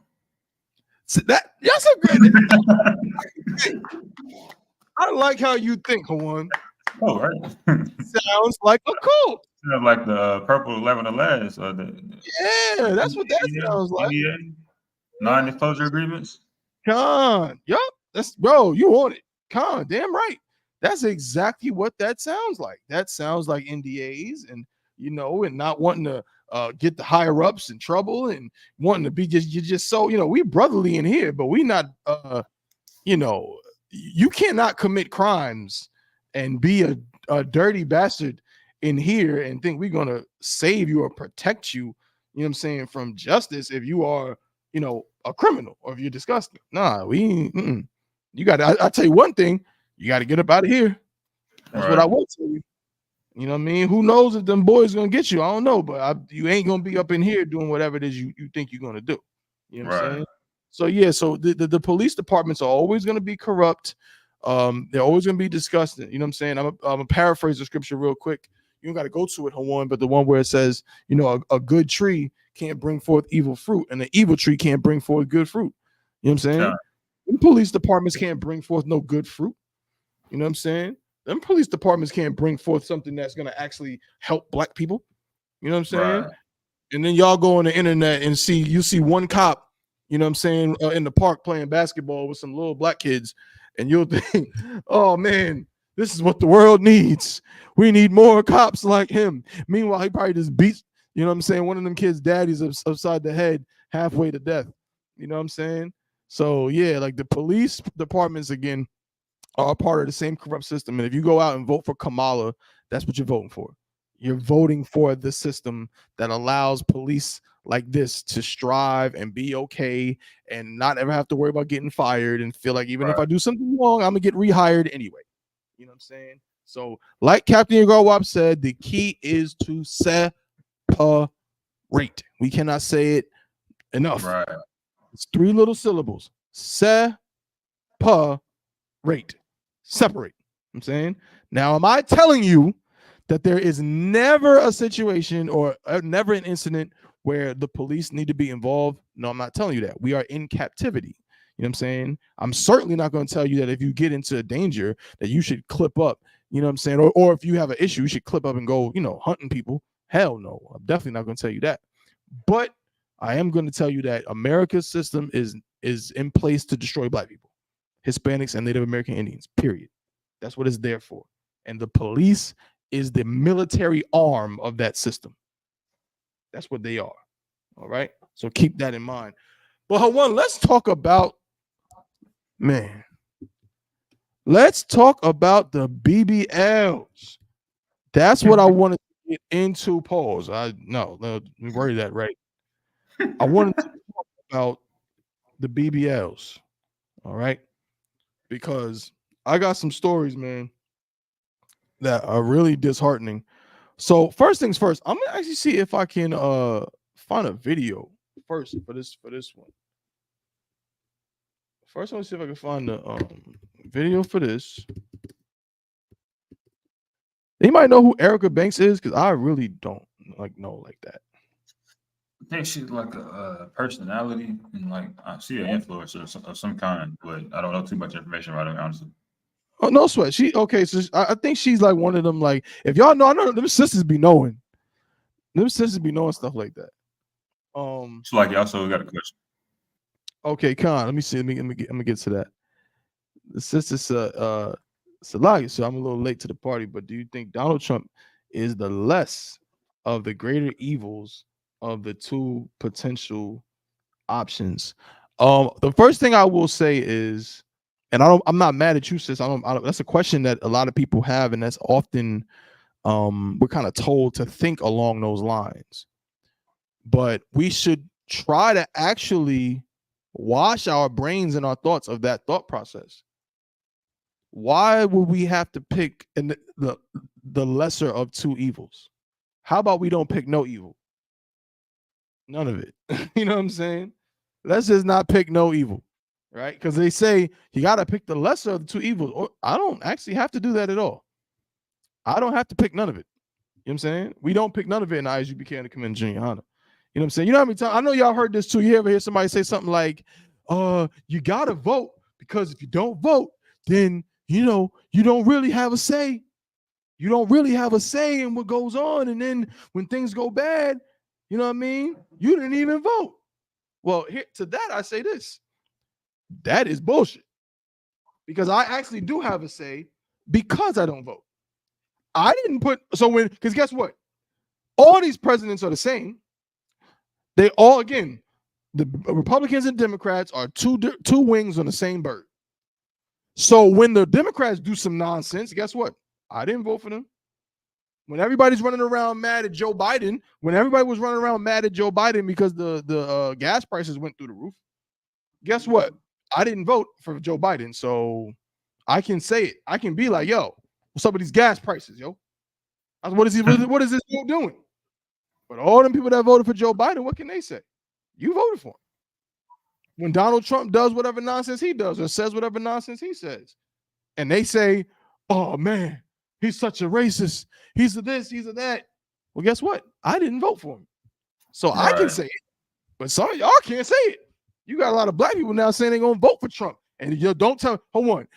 Do not tell me that y'all have not heard people saying it. It's on the internet. Some of your friends have said it. Some of your uncles, some of your cousins have been at the barbecue, at the family reunion. They have been around and they said, hey, look, I don't know who I'm gonna vote for. I don't know what I'm gonna do, but man, that you know what I'm saying? I'm thinking that Trump, man, like Trump be saying some stuff that be true. You know what I'm saying? I'm not with that transgenderism. You know what I'm saying? And Trump be going against that. And so like things like that. Go on, one. It's heavy because it's like, even that the lesser of two evils mindset that's pushed in it's America today. They both, not of our kinsmen according to the flesh. Right. And they're not elected by, Yahweh, so it really shouldn't really matter at the end of the day, because there's really no lessers of two evils. They still going to be checking things regardless of what they put down and implement. And that's the truth on the matter. That's right. No, well said, brother. Well said. The water for that. The scriptures straight up tell us that we cannot vote. You know what I'm saying? I'm paraphrasing, but it says chiefly, choose one from amongst your brethren that the Lord chooses. He didn't say you can choose to be. Last time I checked, both Kamala Harris and Donald Trump are heathens. Every president so far has been a heathen. Every single one. Yes, Barack Obama was a heathen. He's an African. Kamala Harris is a heathen. Okay. Now, the jury is still out to some degree, but there's strong evidence that suggests that her father's father's father was a slave owner. Okay, that's how it's looking. All right. So, that's some more comments. Yeah, the sister said, I got you. The sister said, Sister Chelsea said they only like Trump because of stimulus checks in 2020. Them checks was delicious. I can't front pause. Them checks was delicious. But if I'm not mistaken, both Trump and Biden gave us checks. Right. You know what I'm saying? I think Trump gave us the first one because remember there was two. I think Trump gave the first one, and then Biden, because remember that was an election year. That was when Biden got elected. So I think Trump gave us the first one. I think Biden gave us the second one. Or so, it was something like that. But it was definitely both Trump and Biden gave checks, similar checks. But go ahead, read on with the comments, Hawan. You don't realize that it never happened again. Sister Sienna said, me and my nana got into last night because she was mad I'm not voting. Oh, but sister, shout out to Sister Sienna, man. Listen, my nana, my grandmother, I call my grandmother Nana too. She calls me, and she knows I don't vote. But you know how them old black people do. Like, they be trying to, they be playing dumb on purpose. My grandmother gonna call me like, yeah, so do you vote? Mind you, we've had this conversation 30 times. Do you vote? No, Nana, I don't vote. What? How you gotta vote because you're gonna let Trump get in there? I'm like, Nana, I don't care. Like, you know what I'm saying? And she had every single time she plays this game. You know what I'm saying? Then she gonna act as if they gonna allow her out my rib. She gonna say, does your wife vote? And I'm like, no, Nana, she doesn't vote. And she's like, oh, you got her up in that thing too. She talking about she following you. She need to go. She need to vote because we can't let Trump get in. I'm like, Nana, I do not care at all. You know what I'm saying? But that's how they do. So, Sienna, I know exactly what you're talking about. Yeah, like, listen, and that's that lesser of two evils thing, right? Because to my grandmother, Sienna, to a lot of our grandmothers and our mothers, our family that's in the world, to them it's like, well, you know, at least Kamala Harris, you know, they think she's black for one. And at least she's not Donald Trump. At least she's not Donald Trump. If Donald Trump gets in office, we're going to be back in slavery. Nigga, what do you call this? Right. What do you call what we're in right now? This is slavery. You know how many people I know are working dead-end jobs that they can't stand? You know what I'm saying? I seen a video of a sister. And one, if you want to say something anytime, let me know.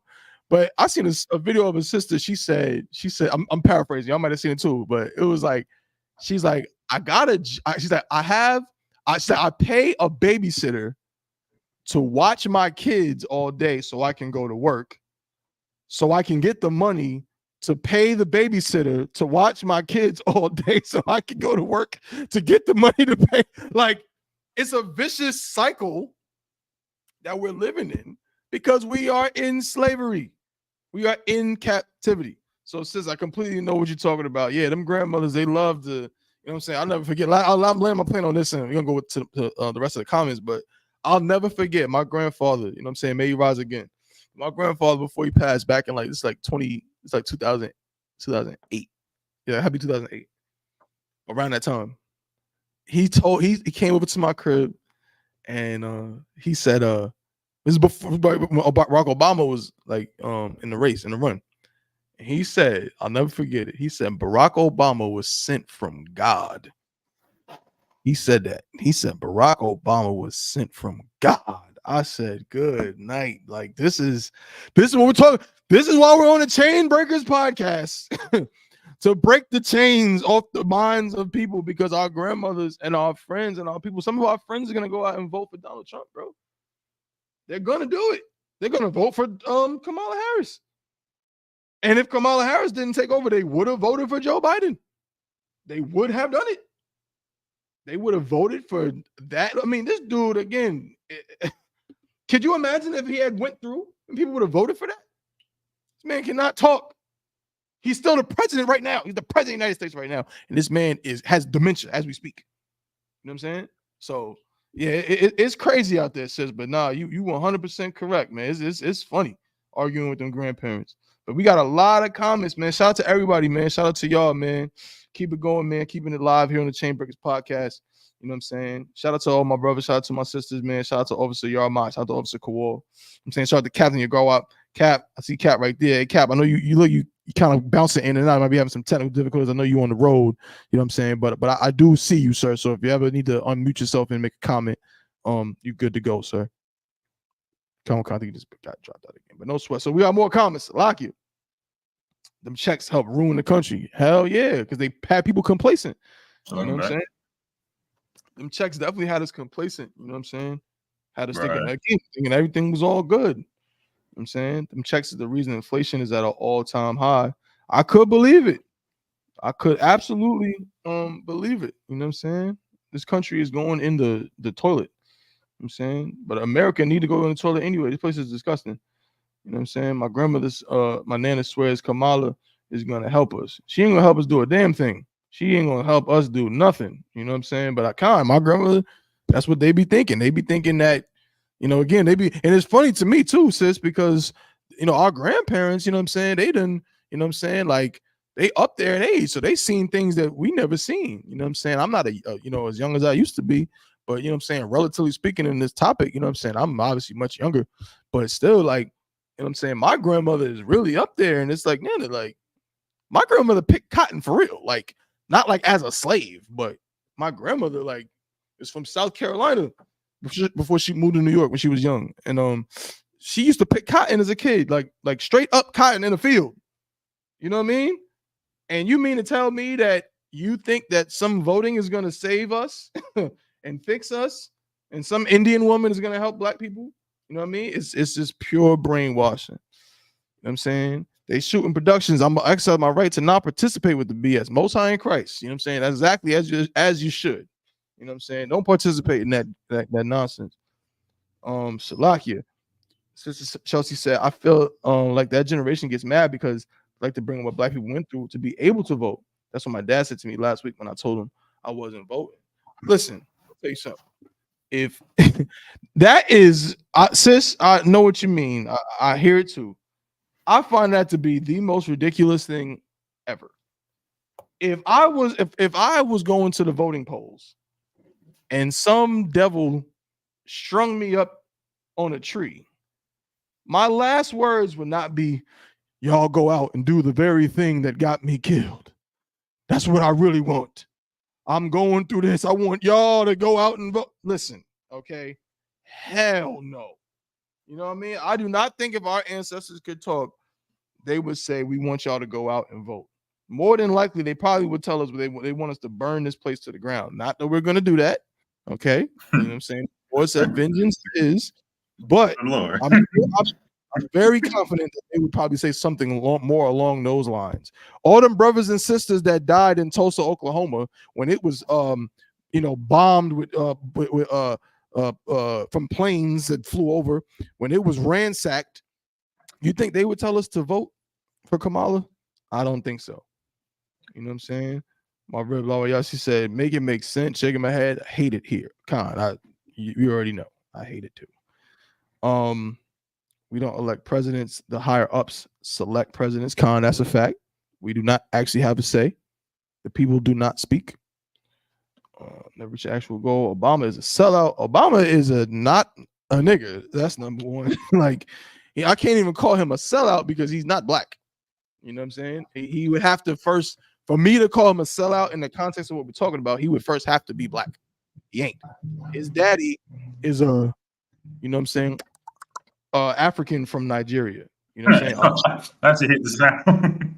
A clicking Ubuntu, Nigeria. you know what I'm saying, African from Nigeria. Let me take you to the movie show. That's his dad. All right. Good night. Definitely not in this kingdom. The fact is really sad though, because many don't realize that they work their whole life for goals that they will die trying to obtain. God, that's slavery in a nutshell. Slavery in a nutshell is you gonna work your whole life for goals you are gonna die trying to obtain, and you will never get them. It says Kamala is all. My rib said Kamala is already in office. Why can't she do the thing? Yeah, baby girl, you're right. Sure, I didn't even think that. Kamala been the vice president for the past 4 years. She ain't done nothing. How the hell she gonna do something now? like, right. Wait a minute. Great question. A great point. She been in office right there for 4 years, and America is still some trash. You know what I'm saying? And people still broke. You know what I'm saying? it is bad. You know what I'm saying? It's bad out here. That wasn't the only black city that was bombed or bombed. Yeah, no, for sure. No, I know Tulsa, Oklahoma was bombed. I know they did firebomb like a block in Philly. I think that's the whole thing with what's the cat's name? That organization that was out in Philly. I think Mumia. I forgot the name of the organization. If anybody can remember, there was an organization, like a blackity black organization in Philly. They bombed them, like one of the houses, and like blew it up. I mean, of course, you got 4 little girls. Was that in Georgia or Alabama? One of the two. I can't recall. But yeah, the 4 little girls, the 16th Street bombing at the church. And then other, like you said, other cities were practically either ransacked or bombed, like Rosewood in Florida.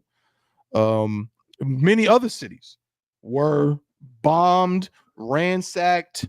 I mean, shoot, even here, I'm here in North Carolina now. The city of, help me out, one. What's the one where they had a lot of black people in the government and they ran them out of town? I don't think it was Greenville, or was it Greenville? It was one of them.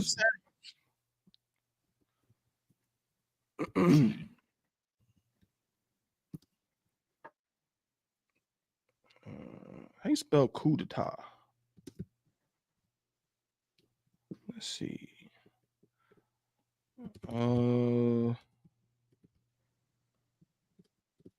Pranceville. No, that's not it. Wilmington, Slovakia. Yeah, oh yeah, Wilmington used to be mad black at one point. Yeah, Wilmington in 1898, white supremacists overthrew the government. It was a lot of black people that had gotten U.S. government positions. We're not talking about their own government. They got official United States government positions, and white people ran them out, overthrew them, and overtook those positions in 1898, 30 years after the ending of the Civil War. So, yeah, a lot of cities, you know what I'm saying, was attacked and ransacked and bombed and all of that. You know what I'm saying? Now we just gonna want to participate with America. That's a good example right there too with Wilmington, right? Because again, those brothers and sisters got official positions. They were voted into those positions, and then white people said, "Hell no," and they accused some brother of rape and used that as an excuse. Look, another topic we talked about today, and use that as an excuse to start killing and I'm saying beating up people and I'm saying setting houses on fire and all of this stuff and random people out of town and took over the government. Straight up coup d'etat. Straight up. You know what I mean? So yeah, that's how that goes. But let's get this last topic in and before we clip it for today. So there's 2 articles, one. There's 2 of them. But I want you to go to start with the one with Erica Banks. The sister says she's a rapper. Okay. No sweat. Most High in Christ. So Erica Banks is a rapper. I have a video right here. Let's see. Let me see where I gotta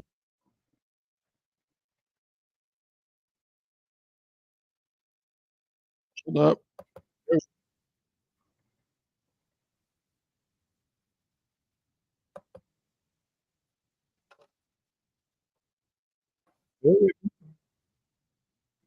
It's like you want the Erica Banks story? Yeah, you can read it, but I'm gonna actually put you may not even need to just hold on to it. I'm gonna put the video up. So y'all gonna see this video of this sister, this rapper Erica Banks. I don't know much about her, but I guess she's relatively famous. Okay. And so we're gonna see a little bit what she has to say. This video says, "I went through hell with my BBL. It was scary." Okay. Yeah, that's what she said. She said she went through hell with the BBL. All right. So let me play a little bit of this, man. That Eddie, but or it just dropped yesterday. That she said something like that. So lock, you gotta. However, I was getting my makeup done earlier, and my makeup, and then I just stopped. It is what it is. Yeah. So if I don't do that, I'm gonna. What happened? Did it hurt when you did it, and did it scare you that you might have died when you got? Oh, there. And then I just stopped. that. That's far away, y'all. Yeah, I'll worry about it then. If my Yep. done earlier and my makeup artist was like, "Girl, what you gonna do?" Here we go. But I mean, like honestly, I'm really happy with Here we to back to her normal body. I think she said something. Really even seemed like you went too crazy. But that's the first thing I got too was the Benz. Behind no. For real? Oh, yes, you gotta talk about the I PDF. put up like, I'm outside. that's the first thing I got too. So I ain't even mad at it. But speaking of that, so I mean, because that didn't really even seem like you went too crazy. But No, I really didn't. yeah, speaking of that, I know on Trending Topics, Dream Dog just said yesterday, or it just dropped yesterday, that she's wanting to transition back. I guess skinny's in. You know, I don't know. Right. She wants to transition back to her normal body. I think she said something like that. So would you ever even consider that? Because I know you just recently got the second round, right? Like the end of last year, yeah. The end of last year. Okay, Yeah. so would you ever think about doing?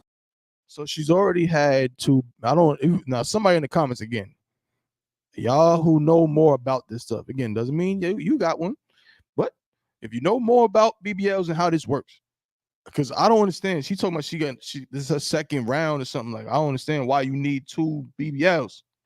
Like, I don't know how it works. You know what I'm saying? But Con, yeah, shout out to the bro, Rosewood, Florida, Atlanta, Arkansas, Atlanta, Con, a lot. But yeah, so how, like, why do you need 2 BBLs? But she said that she just had a second. You know what I'm saying? She just had her second BBL. All right. So, and this is the sister's asking her, because I guess another sister, Cash Doll, was it Cash Doll? She was like, she went back to her natural body. And you know, and she's asking this sister, would you ever revert back to your natural body? And this is her response. You just recently got the second round, right? Like the end of last year, yeah. The end of last year. Okay, Yeah. so would you ever think about doing that, or you like, girl, no? Girl, I pay for this. I pay too much for this. But I mean, like, honestly, I'm really happy with it. You know, so I wouldn't go back and get a reduction. However, I was getting my makeup done earlier, and my makeup artist was like, "Girl, what you gonna do when you get older and you be wide as fuck?" I was like, "Oh, after I had the kids, I probably am gonna be wide as a train, but we'll cross that bridge when we get to it." You know, you have to just, when we get there, we'll see. I don't see. I'm not there yet. That's far away, y'all. Yeah, I'll worry about it then. If my doctor's still doing surgeries, I'll probably go back then. But right now, I'm good. Yeah, I feel it, and let me. She says she good. She says she'll cross that bridge when she get to it. I mean, I think that's a terrible philosophy in general. I know we say that with some things, but that to me seems like not the thing to say that about. Right. Yeah. All right. Yeah. She's saying she's not getting no reduction. We're gonna watch a little bit more, and then we're gonna get into it. All right. Yeah. Oh, okay. So we got some answers. They get rounds because the first one may not be enough, or it wasn't perfect how they wanted it. Man. Oh man. Okay. So it's like they gotta keep back to get it right. You said something? I said it's so heavy that even a sister that's Israel has to get that, because we can just go to a gym. You pay $15,000, $10,000 when you can just go spend it in the gym membership and products and get the same results. Yeah, like I feel like I remember a time when I'm old, there was a time when if you just didn't have no booty, you know what I'm saying, you just didn't have it. It just was what it wasn't bad. It doesn't mean that you wasn't, that, you know what I'm saying, brothers wasn't going to be into you, but if you just didn't have it, you just didn't have it. But like now, you know what I'm saying, you can go to the gym. Apparently you can build a booty pose, like, you know what I'm saying, like it's now they got, like, they done figured out all the scientific specialized workouts for the glutes and the little movements you got to do, and go to the gym and do this and this and that and eat this or whatever, and you shed fat here and then it makes this look bigger. They got all kind of ways to do that in a more natural fashion, right? But a lot of sisters, you know what I'm saying, and the thing that kills me about it, this is gonna sound crazy, but I'm gonna say, because this is my goddamn show, and I'm gonna say what I want. I mean, of course, within the confines of the I.S.U.P.K, I'm not gonna, embarrass Padawan and say something crazy against the school. But I'm gonna tell y'all, this is sound crazy. My rib can attest to this. And sis, all my sisters that's watching everything, Again, if you know people that got BBLs, again, I'm not saying this is the case. I'm saying how my thoughts work. When I first moved into the apartment I'm in now, some years back, there was a sister that lived basically on my floor, right? But in like the apartment, like not adjacent, but like across from me. And she had a giant BBL. And I told my rep, I said, you know what? She has an OnlyFans. She has to. That was my assumption. If I see a BBL, my first thought is, there's no way she paid all that money for that just so she can work at a bank. There's no way she paid for that just so she can work at, you know what I'm saying, or, you know, so she can be a medical assistant or, you know what I'm saying, or a receptionist somewhere, and then go twerk on Saturday night. Like, she paid for that just for that? That don't sound right. I automatically assume that they use it to get money somehow. Maybe I'm wrong for that, but that is my first thought when I see one. My first thought is, oh yeah, that right there is somehow paying the bills. Okay, so there's that. But then, you know, just in general, it's just a funny thing because now sisters getting BBL, and then BBLs, they don't. I ain't gonna lie to y'all and say every BBL look bad. I ain't gonna say that. Because some look okay, or in other words, they look natural. I'll say that. Like, I've seen something like, oh, she is BBL. Oh shit, like, it kind of looks pretty natural. Looks like they did whatever doctors did they thing. Like, you know what I mean? But let's be real. Most of them BBLs are very, very obvious, very visible, and it just looks ridiculous most of the time. All right, but let's hear her talk some more. We got some more comments too. You're supposed to maintain them with work by working out. Okay, I understand, sis. They can only move a certain amount of fat around at a time because you can't be under anesthesia for a really long time. Got you. So if the body isn't sculpted like they want it to, they go for another round until the right body is achieved. Got you. Okay, so it's all about, you know what I'm saying, about getting them right ratios. Okay, some BBLs look like a tooth. That's a fact. That's when I see them, and that's what I'm saying. I mean, I'll be seeing some BBLs on a 50-year-old Isupk, and I'm like, what the hell? Like, why do you have that? Like, what is that for? I just don't understand. It's a weird world we live in, man. BBLs. But all right, let's see more what the sister has to say about her BBL blues. He asked you, do you work out and stuff? Because they say, like, you have to keep it up. Is it hard maintaining? And I gotta stop the video again. That's why some of these bros be in the gym too. Some of these bros, they don't even be in the gym because they just want to be in shape. Like, they go on Instagram, they go on YouTube, they got the whole channel where they be vlogging or whatever, and they make it seem like, you know, oh, my workout, like, oh, you know, I do my workout, and it's like, oh, I'm just a healthy person who wants to stay in shape. No, bitch, you're doing that because you gotta maintain that BBL. That's why you became a fitness influencer. Because you got to work out for your BBL anyway. So you might as well be on a treadmill and set up the little camera so people can see your BBL flopping all about, and you get 800,000 followers on Instagram and telling people, oh, I'm the fitness. You ain't no damn fitness guru. You're just a broad with a BBL, and nasty niggas like the dude who was having sex with the white woman in the pool in the article we did before.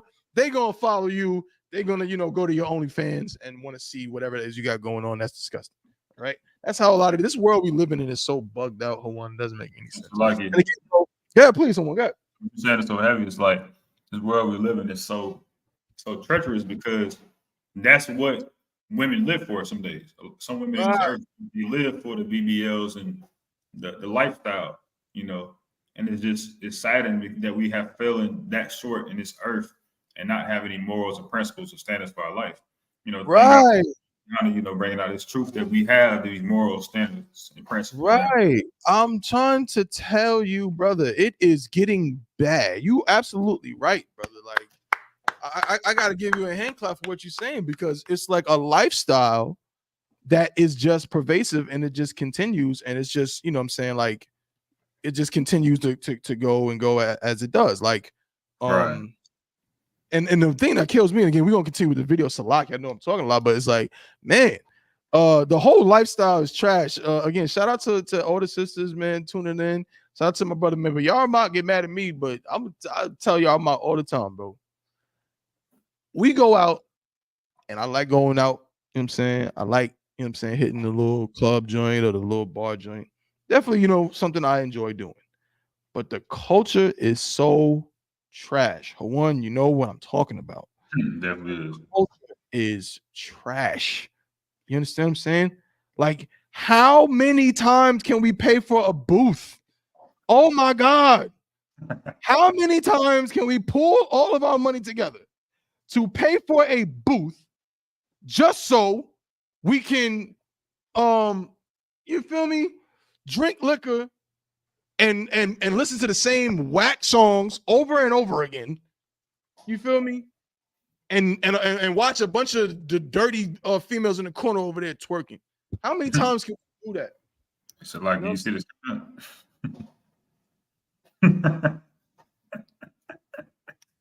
Just read the first 3 letters of the name. I don't even know. Hey, look, I don't know, bro. Right.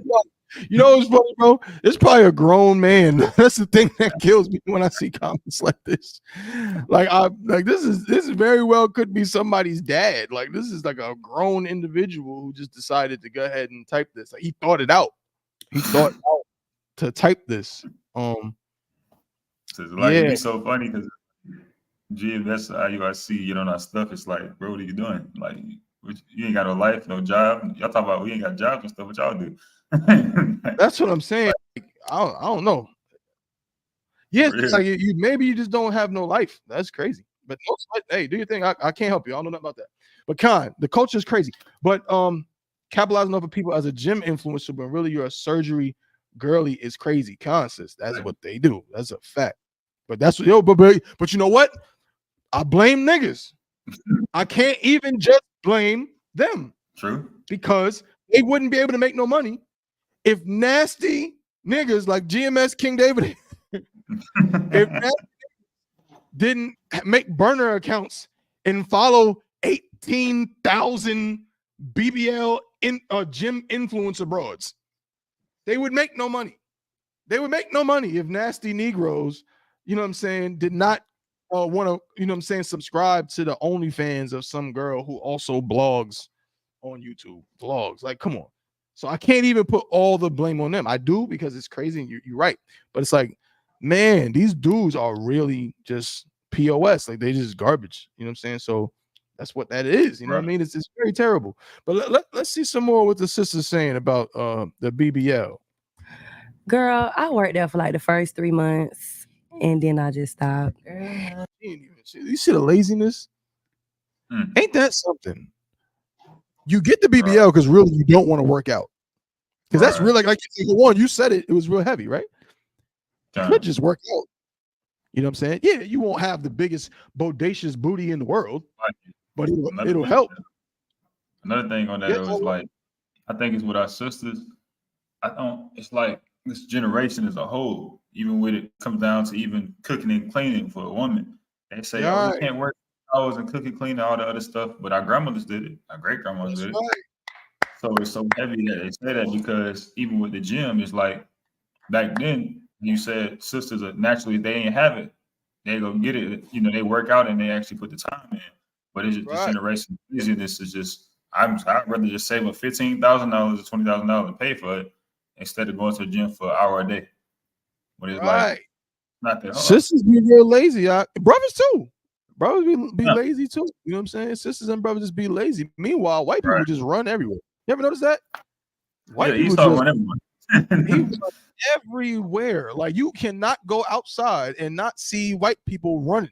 They just run all the time in the park, outside the down park, the highway, everything. Everywhere. I just seen a white one. I'm driving through Durham. I'm driving through, you know, one of the little rough parts. I mean, we in the school, like we right next to Cornwallis Park. Yeah, white people running around. I'm like, damn, they gonna get their workout in. You know what I'm saying? It's just a funny thing. The sister is literally saying, oh yeah, I started working out for the first 3 months, then I just stopped. And she's the same person who said earlier in the interview, she knows that she can end up looking crazy later on but she said she'll cross that bridge when she gets to it. You know what I'm saying? The Right. sister said they don't even get BBLs for their own self-confidence.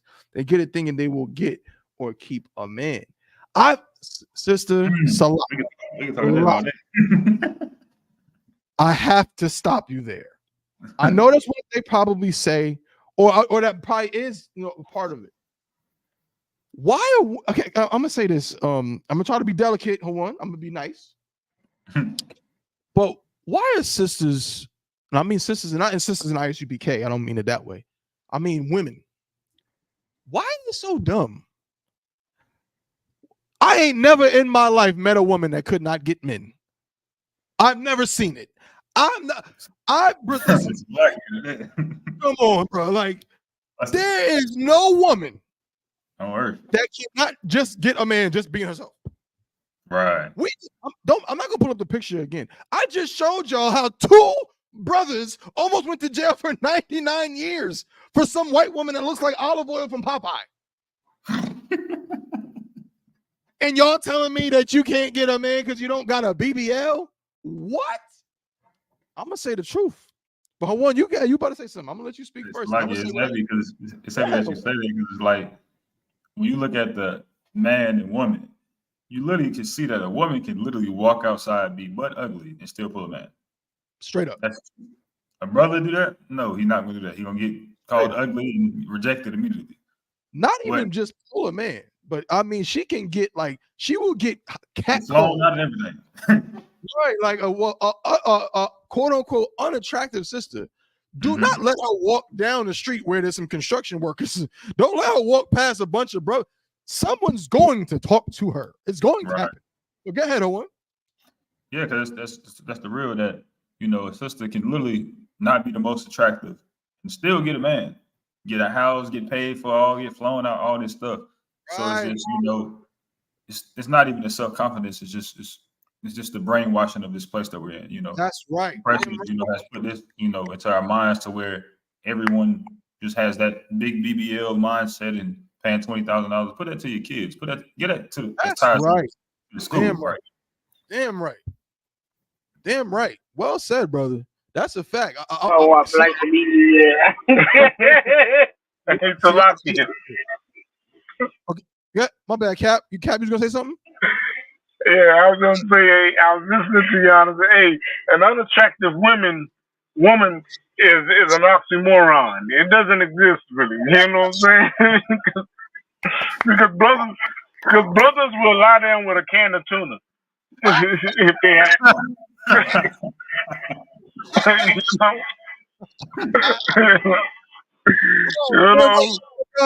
God. That's a fact. That was the heavy point. That was the heavy point which I was making. The water, sir. The water. My brother was down with a can of tuna. That's a fact. Like it's the straight up truth. Like, there is no thing as a sister that's too unattractive. It does not exist. Okay, brothers is gonna get with damn near anything. Okay, whether that's good or bad, I don't know, but that's how that works. I'm saying if a sister has that thing down there, somebody gonna want to get with it. You know what I'm saying? Straight up. Right. You know what I mean? But we got some more comments. The sister said facts when they don't realize that the only men who care about BBLs are the men they don't want. And other women that they won't sleep with. Then they get cheated on by their man with women who just regular, right? Like, and that's another thing that women do based on the same topic. Like, how many times for one have you seen a sister that will be like, yo, I did everything for my man. I cooked, I cleaned, I had sex with him, I did this, my body is da-da-da, and he cheated on me with some woman that looked like a bear or looked like, you know what I'm saying? Like, because that's not how this works. Right. Y'all, that's just not how this works. It will never work like that. Y'all can try to like brainwash yourselves to thinking certain things, and usually the media, Hawan, you said it, they will brainwash the sisters with their advertisements and so on, and that's who's brainwashing you. It's Sephora will brainwash you thinking you can't get a man if your makeup ain't right. You know what I'm saying? Right. The internet will brainwash you thinking you can't get a man if you don't got, you know what I'm saying, a 42-inch behind. You know what I'm saying? Like, but that's cap. Is nonsense. It's not true. It's lies. You know what I'm saying? Now check this out. Now this goes with my next point before we continue the video. Sister Sienna said, well, Salakia, let me say celebrity men. Now we're getting somewhere. I know where you're getting this. And here's the thing with I totally know what you're talking about, because there's a certain type of women, right? That be, especially, and I'm gonna say this too. Again, I'm from New York, but like I've been down south for a while now, and I see, and this culture has kind of taken over in a way. We talked about the whole one, right? But it's kind of like Atlanta, Houston, what Drake say, Houston, Atlanta, Vegas. It's like that down south culture thing that has kind of taken over, where like, again, the booth culture, the brunch culture, everybody wants to goddamn go to brunch. Nothing wrong with brunch. But they don't want to go to brunch for good food and just the mimosas. They want to go to brunch and twerk. You know what I'm saying? They want, you know what I'm saying, that Future song to come on and twerk, right? But like, with that culture, Khan says a lot of sisters, again, especially in those areas, Atlanta's and them Charlottes, where you might be in a club and you might run into a celebrity, kind of like it happens, right? They will get the BBL because they want that, what you might say is that caliber, or what they perceive, you know, what they say, a high value man. Caliber cons. Sister Chelsea said, I agree with Sister. The type is the video vixen BBL type of women. Because if I'm gonna go after a nigga that plays football, he may not be in the NFL, but maybe he's, you know, if for the young sisters, he plays at Georgia. You know what I'm saying? Or he, you know what I'm saying, he plays at Alabama. You know what I'm saying? Or he might be trying to get an NFL contract. You know what I'm saying? One of them type guys. Or he might be some, you know, aspiring rapper or so, you know, something like along those lines. Then the sister will get the BBL because she's trying to attract that type of man. You know what I'm saying? She's not trying to attract any guy. She's being very specific. Here's the problem with that. The problem with that is, of course, that BBL is still not gonna keep that nigga. And when it's all said and done. Okay, brother, I'm gonna give you some help. GMS King David Hater. The help I'm gonna give you is, you know, whatever you're talking about is nonsense, but more so, bro, if you are a real human being, bro, you gotta examine yourself, because you're probably grown like an adult. And again, there might be people that's around you and they don't realize that this is what you do in your off time. When you go to work, people think you're normal. And you come home and this is the stuff you think about doing. You know what I'm saying? You gotta like care enough about yourself to be like, damn, like this is what I'm doing with my life. So you might want to this ain't it. You know what I'm saying? Try again. All right. But no sweat, con. But yeah, they do want to get those type of dudes, bro. And while, you know what I'm saying, that's fine. But again, you're gonna mess up your body to maybe potentially get some dude that really, like the other sister said, he ain't gonna stick around. You know what I'm saying? And it's very likely he's going to cheat on you with some woman with no BBL. No behind at all. She might be super skinny. No behind, barely no breast. And you gonna get cheated on, and you're gonna be like, well, what the hell? What was the purpose? What did I do all of this for? You went through actual pain, and sister's gonna talk about it. You went through actual pain to try to get some dude, you know what I'm saying, that plays in the D League, or to get some dude that saying that again, which again, nothing wrong playing in the D League, but I'm just saying, what are we talking about? To get some dude that plays in Europe or China or South America or Puerto Rico, you know what I mean? You gonna mutilate your body for that? It's like, man. Yeah, one. It's at the point to where women, you know, those women that have that aspiring, you know, with the BBL, if they realize that, especially the Israel, if they realize that, you know, being a virtuous woman is way better than being a BBL woman. That's what they understand. Right. You know, and at the end of the day, that's what attract a man. A true man that's actually gonna stay with you, that's gonna lay down with you, you know. And he comes to the I.S.U.P.K if I'm in here, you feel me? That's actually, right. You know, lay with you and stay with you and not look at you for no BBL, but look at you for your value. Right. And what you're saying is so heavy, and when that's a heavy point you just pulled, that makes so much sense. Because again, you're gonna think that this is a high value man because he can put a basketball in a hoop. You know what I'm saying? Right. Because you know what I'm saying, he can dunk, or he can, you know what I'm saying, he can run a whatever that y'all be running out. One, you play football too. I don't know what the hell y'all be running. 100-yard dashes, whatever the hell it is y'all do. But You know what I'm saying? Because he can run fast and all of this. And he might have some money. But that brother, again, is probably a closeted LGBTQ. But you don't care because all you know is that he's able to go to the club in Atlanta and spend a lot of money. All you know is that he goes out to the finest of restaurants in Charlotte and he got it. You know what I'm saying? Like, that's cool and all.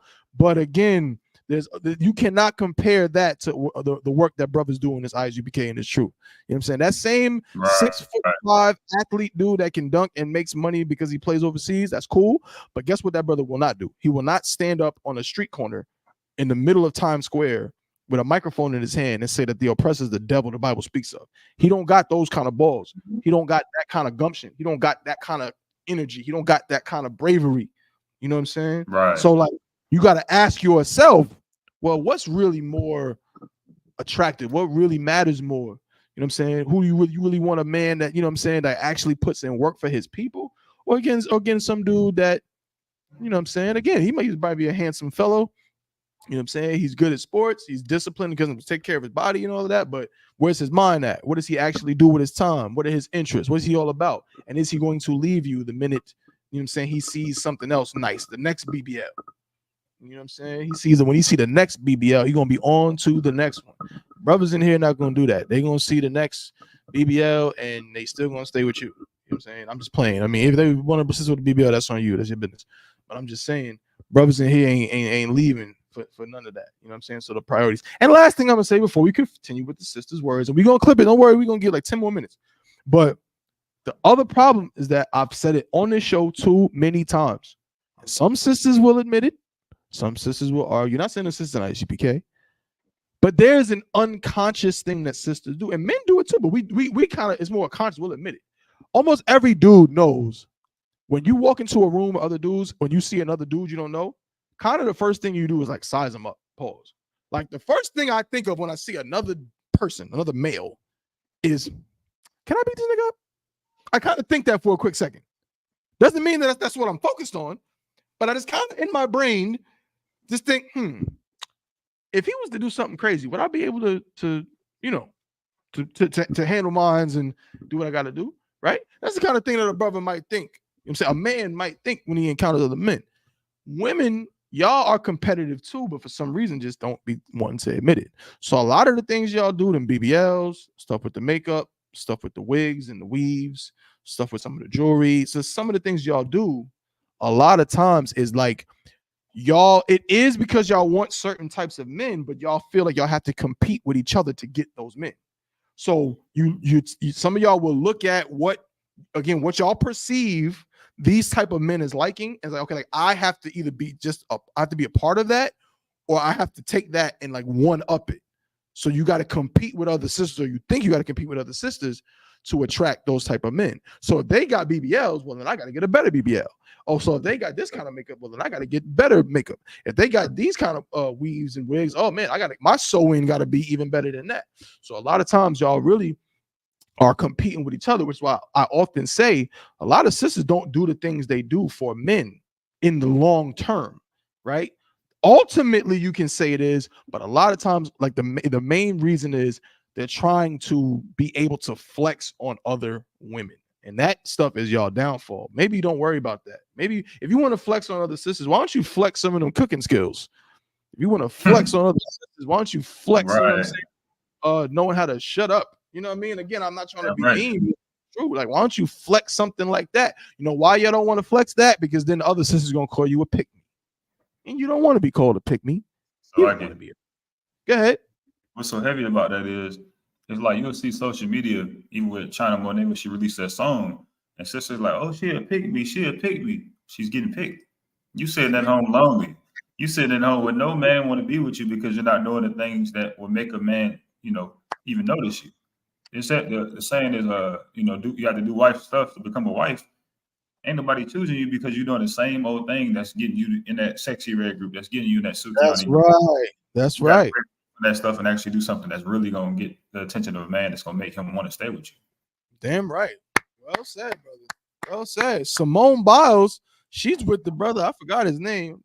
I know one of y'all in the comments probably know. Simone Biles' husband. This nigga is in the NFL. He's in training camp right now. He's like 6'6", You know what I'm saying? Obviously, brother's in shape, doing what he got to do, you know what I'm saying, for his career and everything. He said he didn't even know who she was. He didn't even know that Simone Biles was like this. Jonathan Owens, Con thought this. He didn't even know that she was this big-time gymnast, athlete, Olympic, greatest gymnast of all time person. He just liked her. He just liked her. She's like 4'11". She's dumb short. Like, like 4'9". She's dumb short. You know what I'm saying? I'm confident. I know she does not have a BBL. She eats right and works out because she's an athlete. That's it. You know what I'm saying? End of the story. You know what I mean? Going out of your way for the BBLs, I'm telling you, it ain't gonna get you what you want. Commander General YAHANNA said it so many times. General Hyman broke it down. Sisters, you be trying to get what you want your way. Your way is not the way to do it. Straight up. However you want to go about it is generally not the way to get the thing you want. All right. But let's go on with the video again. We're gonna spend maybe 10 more minutes and then we out. Salakia. It is what it is. I'm about to go get me some Olympic, Girl, I eat church's chicken every other day. I love church's chicken. Wait, where you getting that? You in Atlanta, right? They got church's chicken out here. Yeah, we got plenty. Hell. I go far. Okay. Still got some churches I like over it there that on bad. Capitol Road too. It ain't that Yeah, far. Yeah, they got church's chicken over Yeah, there. we got some churches now. Yeah, so if I don't do that, I'm Answer me this though, Erica. what happened? Did it hurt when you did it, and did it scare you that you might have died when you got your body done? Okay, so I ain't gonna lie, I did watch like numerous videos of women getting a surgery before I did it because I wanted to see what they what they gonna do to me. Yeah. And when I saw, have y'all ever seen it? I seen the I seen the lipo. I haven't seen like the full everything because Right, but you saw the lipo part, right? Did it scare you? I'm not gonna lie, the weight I've gained right now, I was past the scare. I'm like, sign me up. That's how I was. I'm like, shit, this how I'm gonna look after? Take me in. Can't lie to you. I was like, baby, go ahead. I just, I was scared, but I just said a prayer. Yeah. And I just went in there and was like, giving it to God. How's the recovery? And how long do it take to recover? Because how does that impact the business when you over here recovering and how long? Right. Okay, so see what I did was I did all of my content and stuff before I went into surgery. Smart. That's right. So when I was in the bed for like 30 days and I couldn't do anything, I was just posting every day because I already had my content already done. Yeah. But the healing process and going through it, like the first day until you're healed is hell. Probably the worst pain I've ever experienced in my whole life. What? Yeah, like the first day, because my mom took care of me. She did the aftercare. Yeah. The first day, I passed out. What? Yes, when I got back to the Airbnb, I was really hot, and you lose a lot of blood. Yeah. So I passed out the first day. It was so scary. And then the pain is just excruciating. Because the inside of your body is like brutalized. Like what the hell's going on? Like what the hell's going on? You know what I'm saying? So it took a while. I probably didn't stop hurting all the way until like April. Is this something wrong with me? This sounds crazy, Owen. Right. She said that inside of your body is brutalized. She said the recovery was hell. She was in the bed for 30 days. This is why, again, my assumption. Go ahead, bro. Like even going back to the gym, it's like if you don't work out at all and you start working out, you won't have a recovery of 30 days when you start working out. 24 to 48 hours for your body for that first workout to, it's my first week. I'm hurting a little bit and it's over. But 30 days, your body feeling like hell. It's like, why are sisters paying thousands of dollars to ask for pain? It's right. What the F? What? Like, I mean, again, is it that serious, sis? Like, damn, man, like, money isn't everything. I understand. I get it. We all want money. You know what I'm saying? But damn. And again, I know this poor sister, bro. Like, again, I want y'all to understand too. Like, I'm not really talking down on the sister or just ridiculing her. I feel sorry for her. And a lot of my sisters, I feel sorry for the Cardi B's of the world. I feel sorry for them. Because I know this sister, she's probably, she probably does care about, I know she's a rapper. In some capacity, she probably cares about her art. I'm saying her career, and she, she wants to do good work and things, but she probably feels that pressure. I think Lotto talked about it. Lotto talked about the pressure to get a BBL. She got it, I think. right? Correct me if I'm wrong. But a lot of them sisters, if you're going to be right now, again, like I said in this segment, right? The Atlanta vibe is what it is. It just is. It's been that way again. I ain't gonna get. We're not gonna have the argument. I'm gonna wait till y'all might get back for us to have the argument about, you know what I'm saying, when New York had it versus Atlanta having it. But nonetheless, Atlanta got it. And that whole, again, that BBL culture, you know what I'm saying, that smoking hookah, y'all kill me with that too. That smoking hookah, you know what I'm saying, night, you know what I'm saying, vibe joint, like all of that comes with it.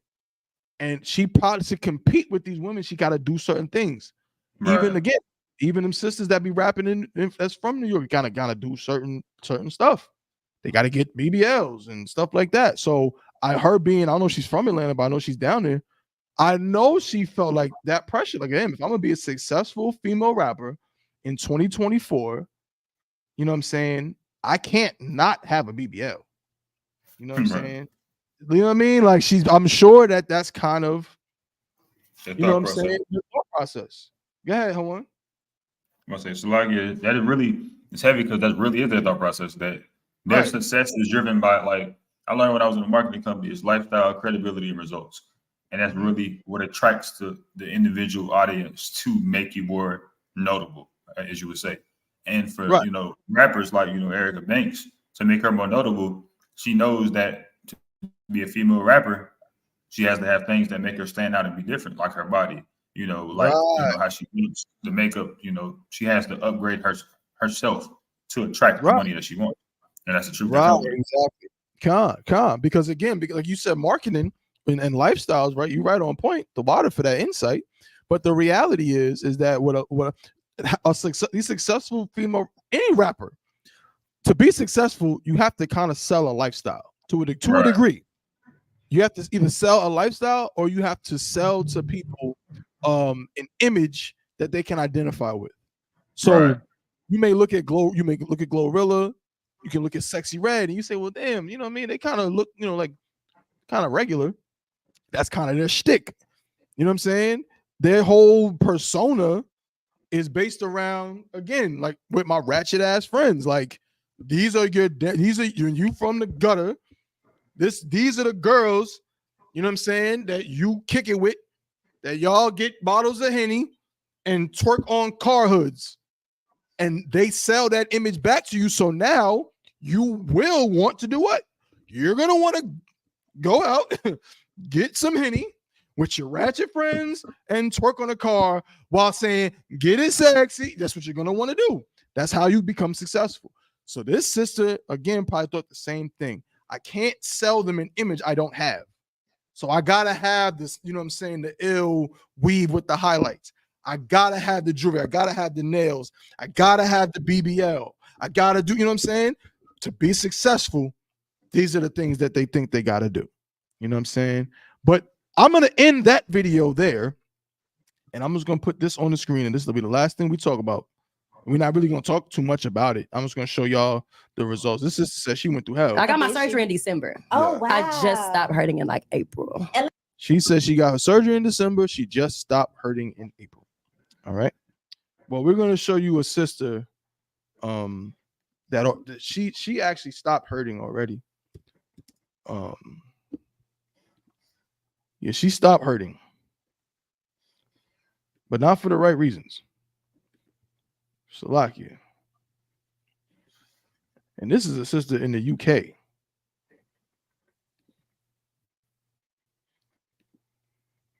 It says British mom dead. Body of mom who died during Brazilian butt lift. That's what BBL stands for, surgery. Missing parts of brain, heart, and lungs. Damn. Here's a picture of the sister right here. Mm-hmm. Let me share this with y'all so y'all can see that while I read. Yeah, I'm gonna read this one. Hold on. Select it. Bear with me. Boom. What the hell just happened? I didn't tell you to do that. Oh, I see. I pressed the wrong thing. Pardon me.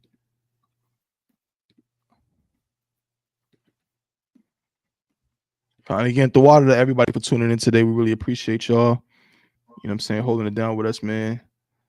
Y'all make this show so much better. I was gonna do a poll, but I ended up not doing it. You know what I'm saying? We probably say that for next week. The sister said that happened to Jackie O as well. That's DC Young Fly's rib, right? I believe. She passed during her recovery well right after her body surgery. This sister right here, she's a mother from the UK. It says a British mom died while undergoing Brazilian butt lift surgery from a Turkish clinic her family described as a pop-up butcher shop. And to add to the horror, her body was found to be missing parts of several vital organs after her death. Cadell Brown had just celebrated her 38th birthday when she died March 26th at Clinic Expert in Istanbul, where she underwent an intense 3-part cosmetic procedure that included a tummy tuck, liposuction, and the BBL. Her grieving sister Leanne told ITV News. 3 people walked in, Salakia, 3 people walked in and said, "Can you come with us, please?" Leanne, who was scheduled to have the same surgery during that fateful trip, recalled of the harrowing moment she was pulled from the waiting room. So, sis, now I'm gonna keep reading this article. And sis Tiana, I know again everything you said. I appreciate. I always love to hear insight from people who who have friends and you know what I'm saying, who just more are have more information on that. But my question would be not to you, but to for this sister in this situation. Like again, I know them sisters again in Atlanta and Charlotte and Raleigh, sisters all over the country, really. But I know in America that culture, how pervasive that culture is. I didn't know that culture had gone over to overseas, gone to the UK.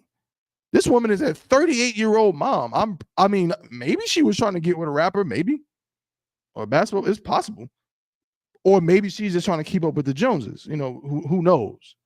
But again, it's just like, damn, like this is the price of beauty as far as people think.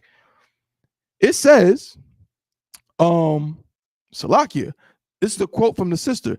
They took me to a room and they just started trying to say, there's complications with surgery, things can happen. And I said, has my sister died?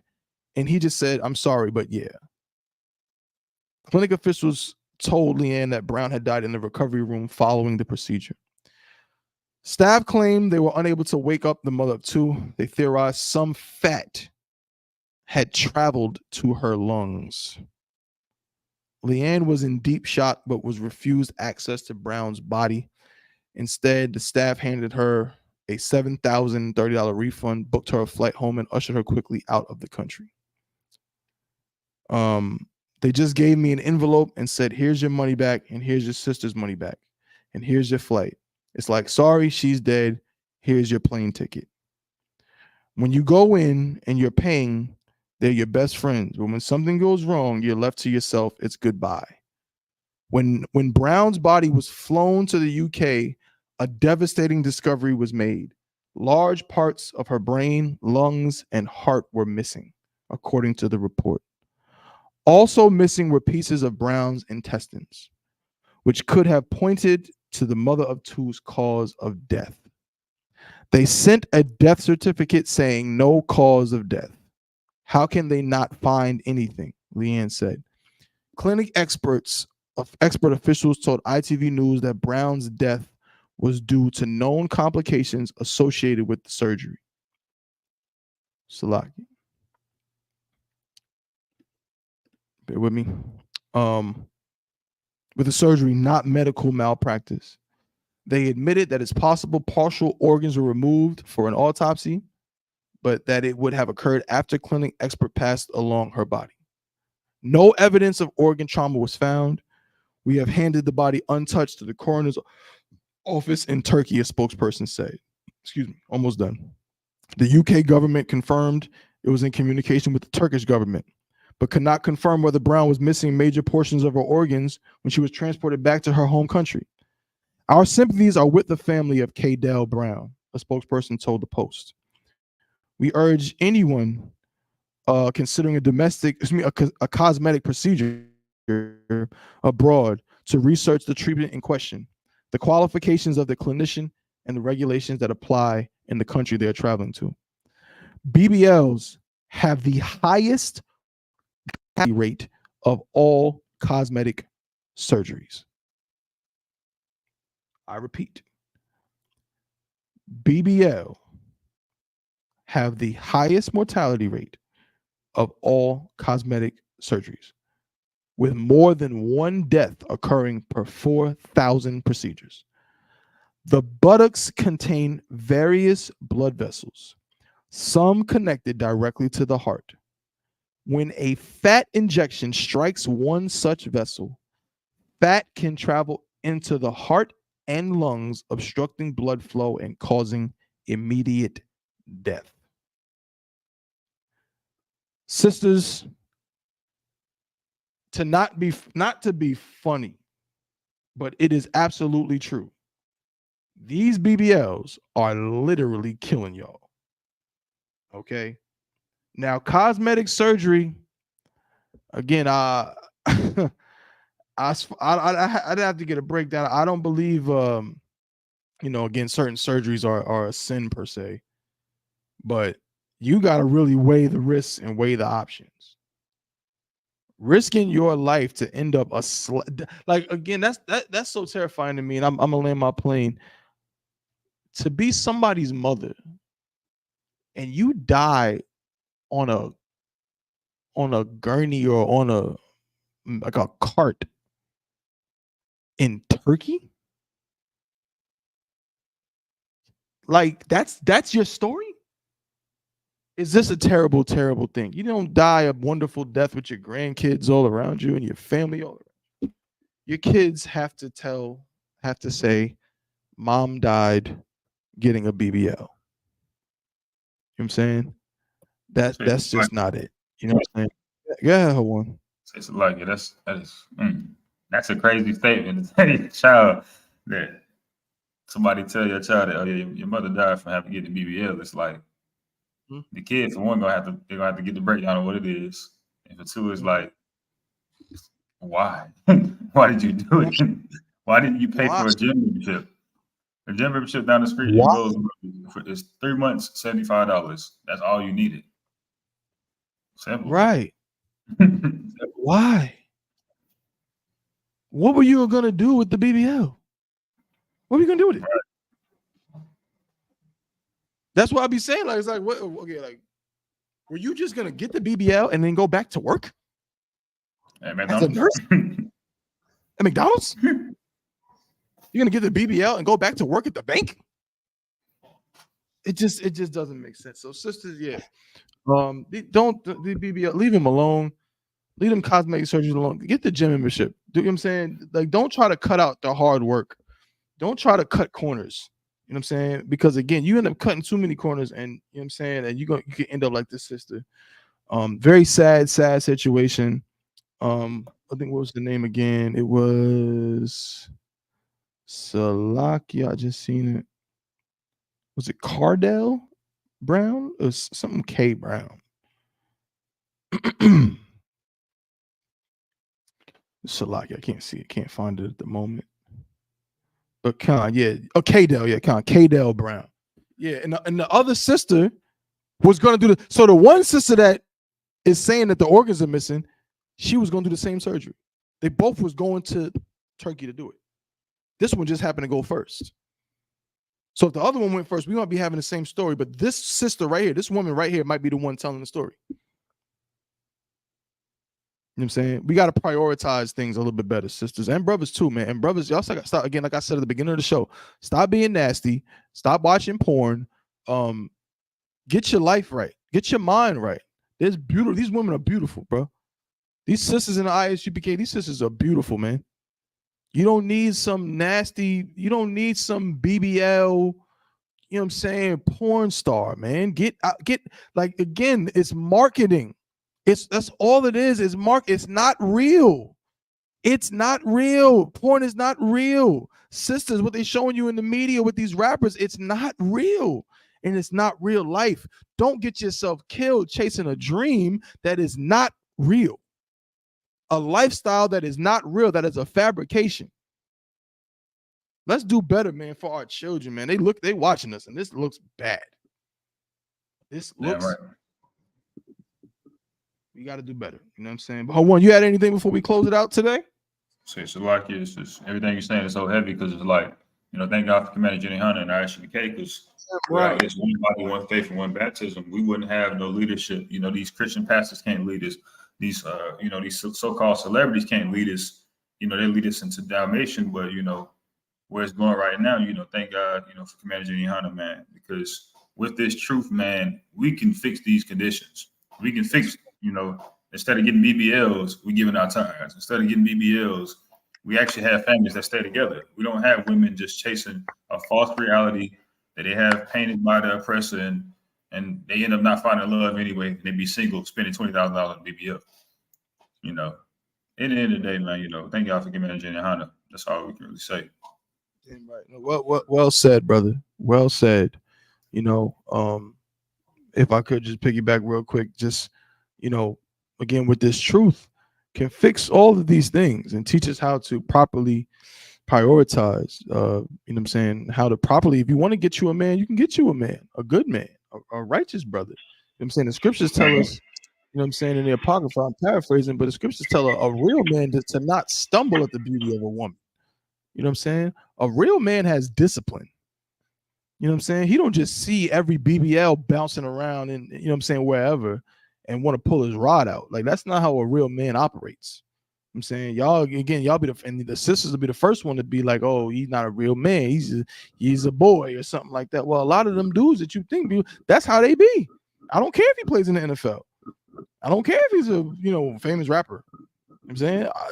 These dudes they don't be mature. They don't be on the level of a priest.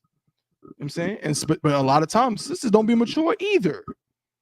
Sisters don't be wanting to mature. They a lot of times, and guess what? And sisters like this sister right here getting older and still want that love.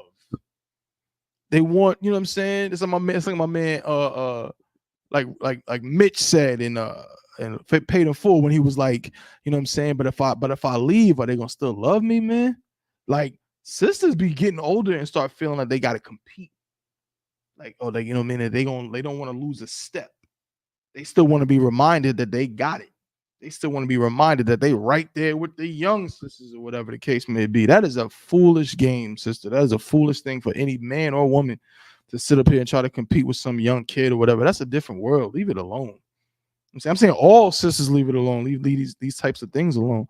But specifically for my sisters, you getting older, man. You don't got to try to look at, like the sister mentioned Keisha Cole. Again, nothing wrong with Keisha. I'm saying if her and Huncho, if that's real, hey, do your thing. There's nothing wrong. It's not a sin. You know what I'm saying? But a lot of sisters will ignore a lot of things so she can feel young again. So she can feel like she's that bitch again. Come on, man. Like we gotta mature, let our minds mature. You know what I'm saying? There's nothing wrong with getting older. There's nothing wrong with being smarter. Nothing wrong with it. We got to embrace that. You know what I'm saying? So many times in our community, being more mature and mentally stable is almost looked down upon. Like it's not as fun. F that. You know what I'm saying? F that. You know what I mean? We gotta get better than this. But Cap, I don't know if you can hear us, but again, you know what I'm saying? I don't know if you did want to say something to close out. If not, you know what I'm saying? It's too wild. But Cap, you want to say something before we close it? Hey, Shalom, this from Thug. Yeah, I'm on my last pickup. I'm picking granddaughter up. Hey, go ahead. Can you hear me? No, sir. Yeah. That was Now I'm just listening to the story and just thinking about things. That's how horrible we are as a people. You know, without the truth. You know, this type of thing we do, the lengths we go to, and the things we risk.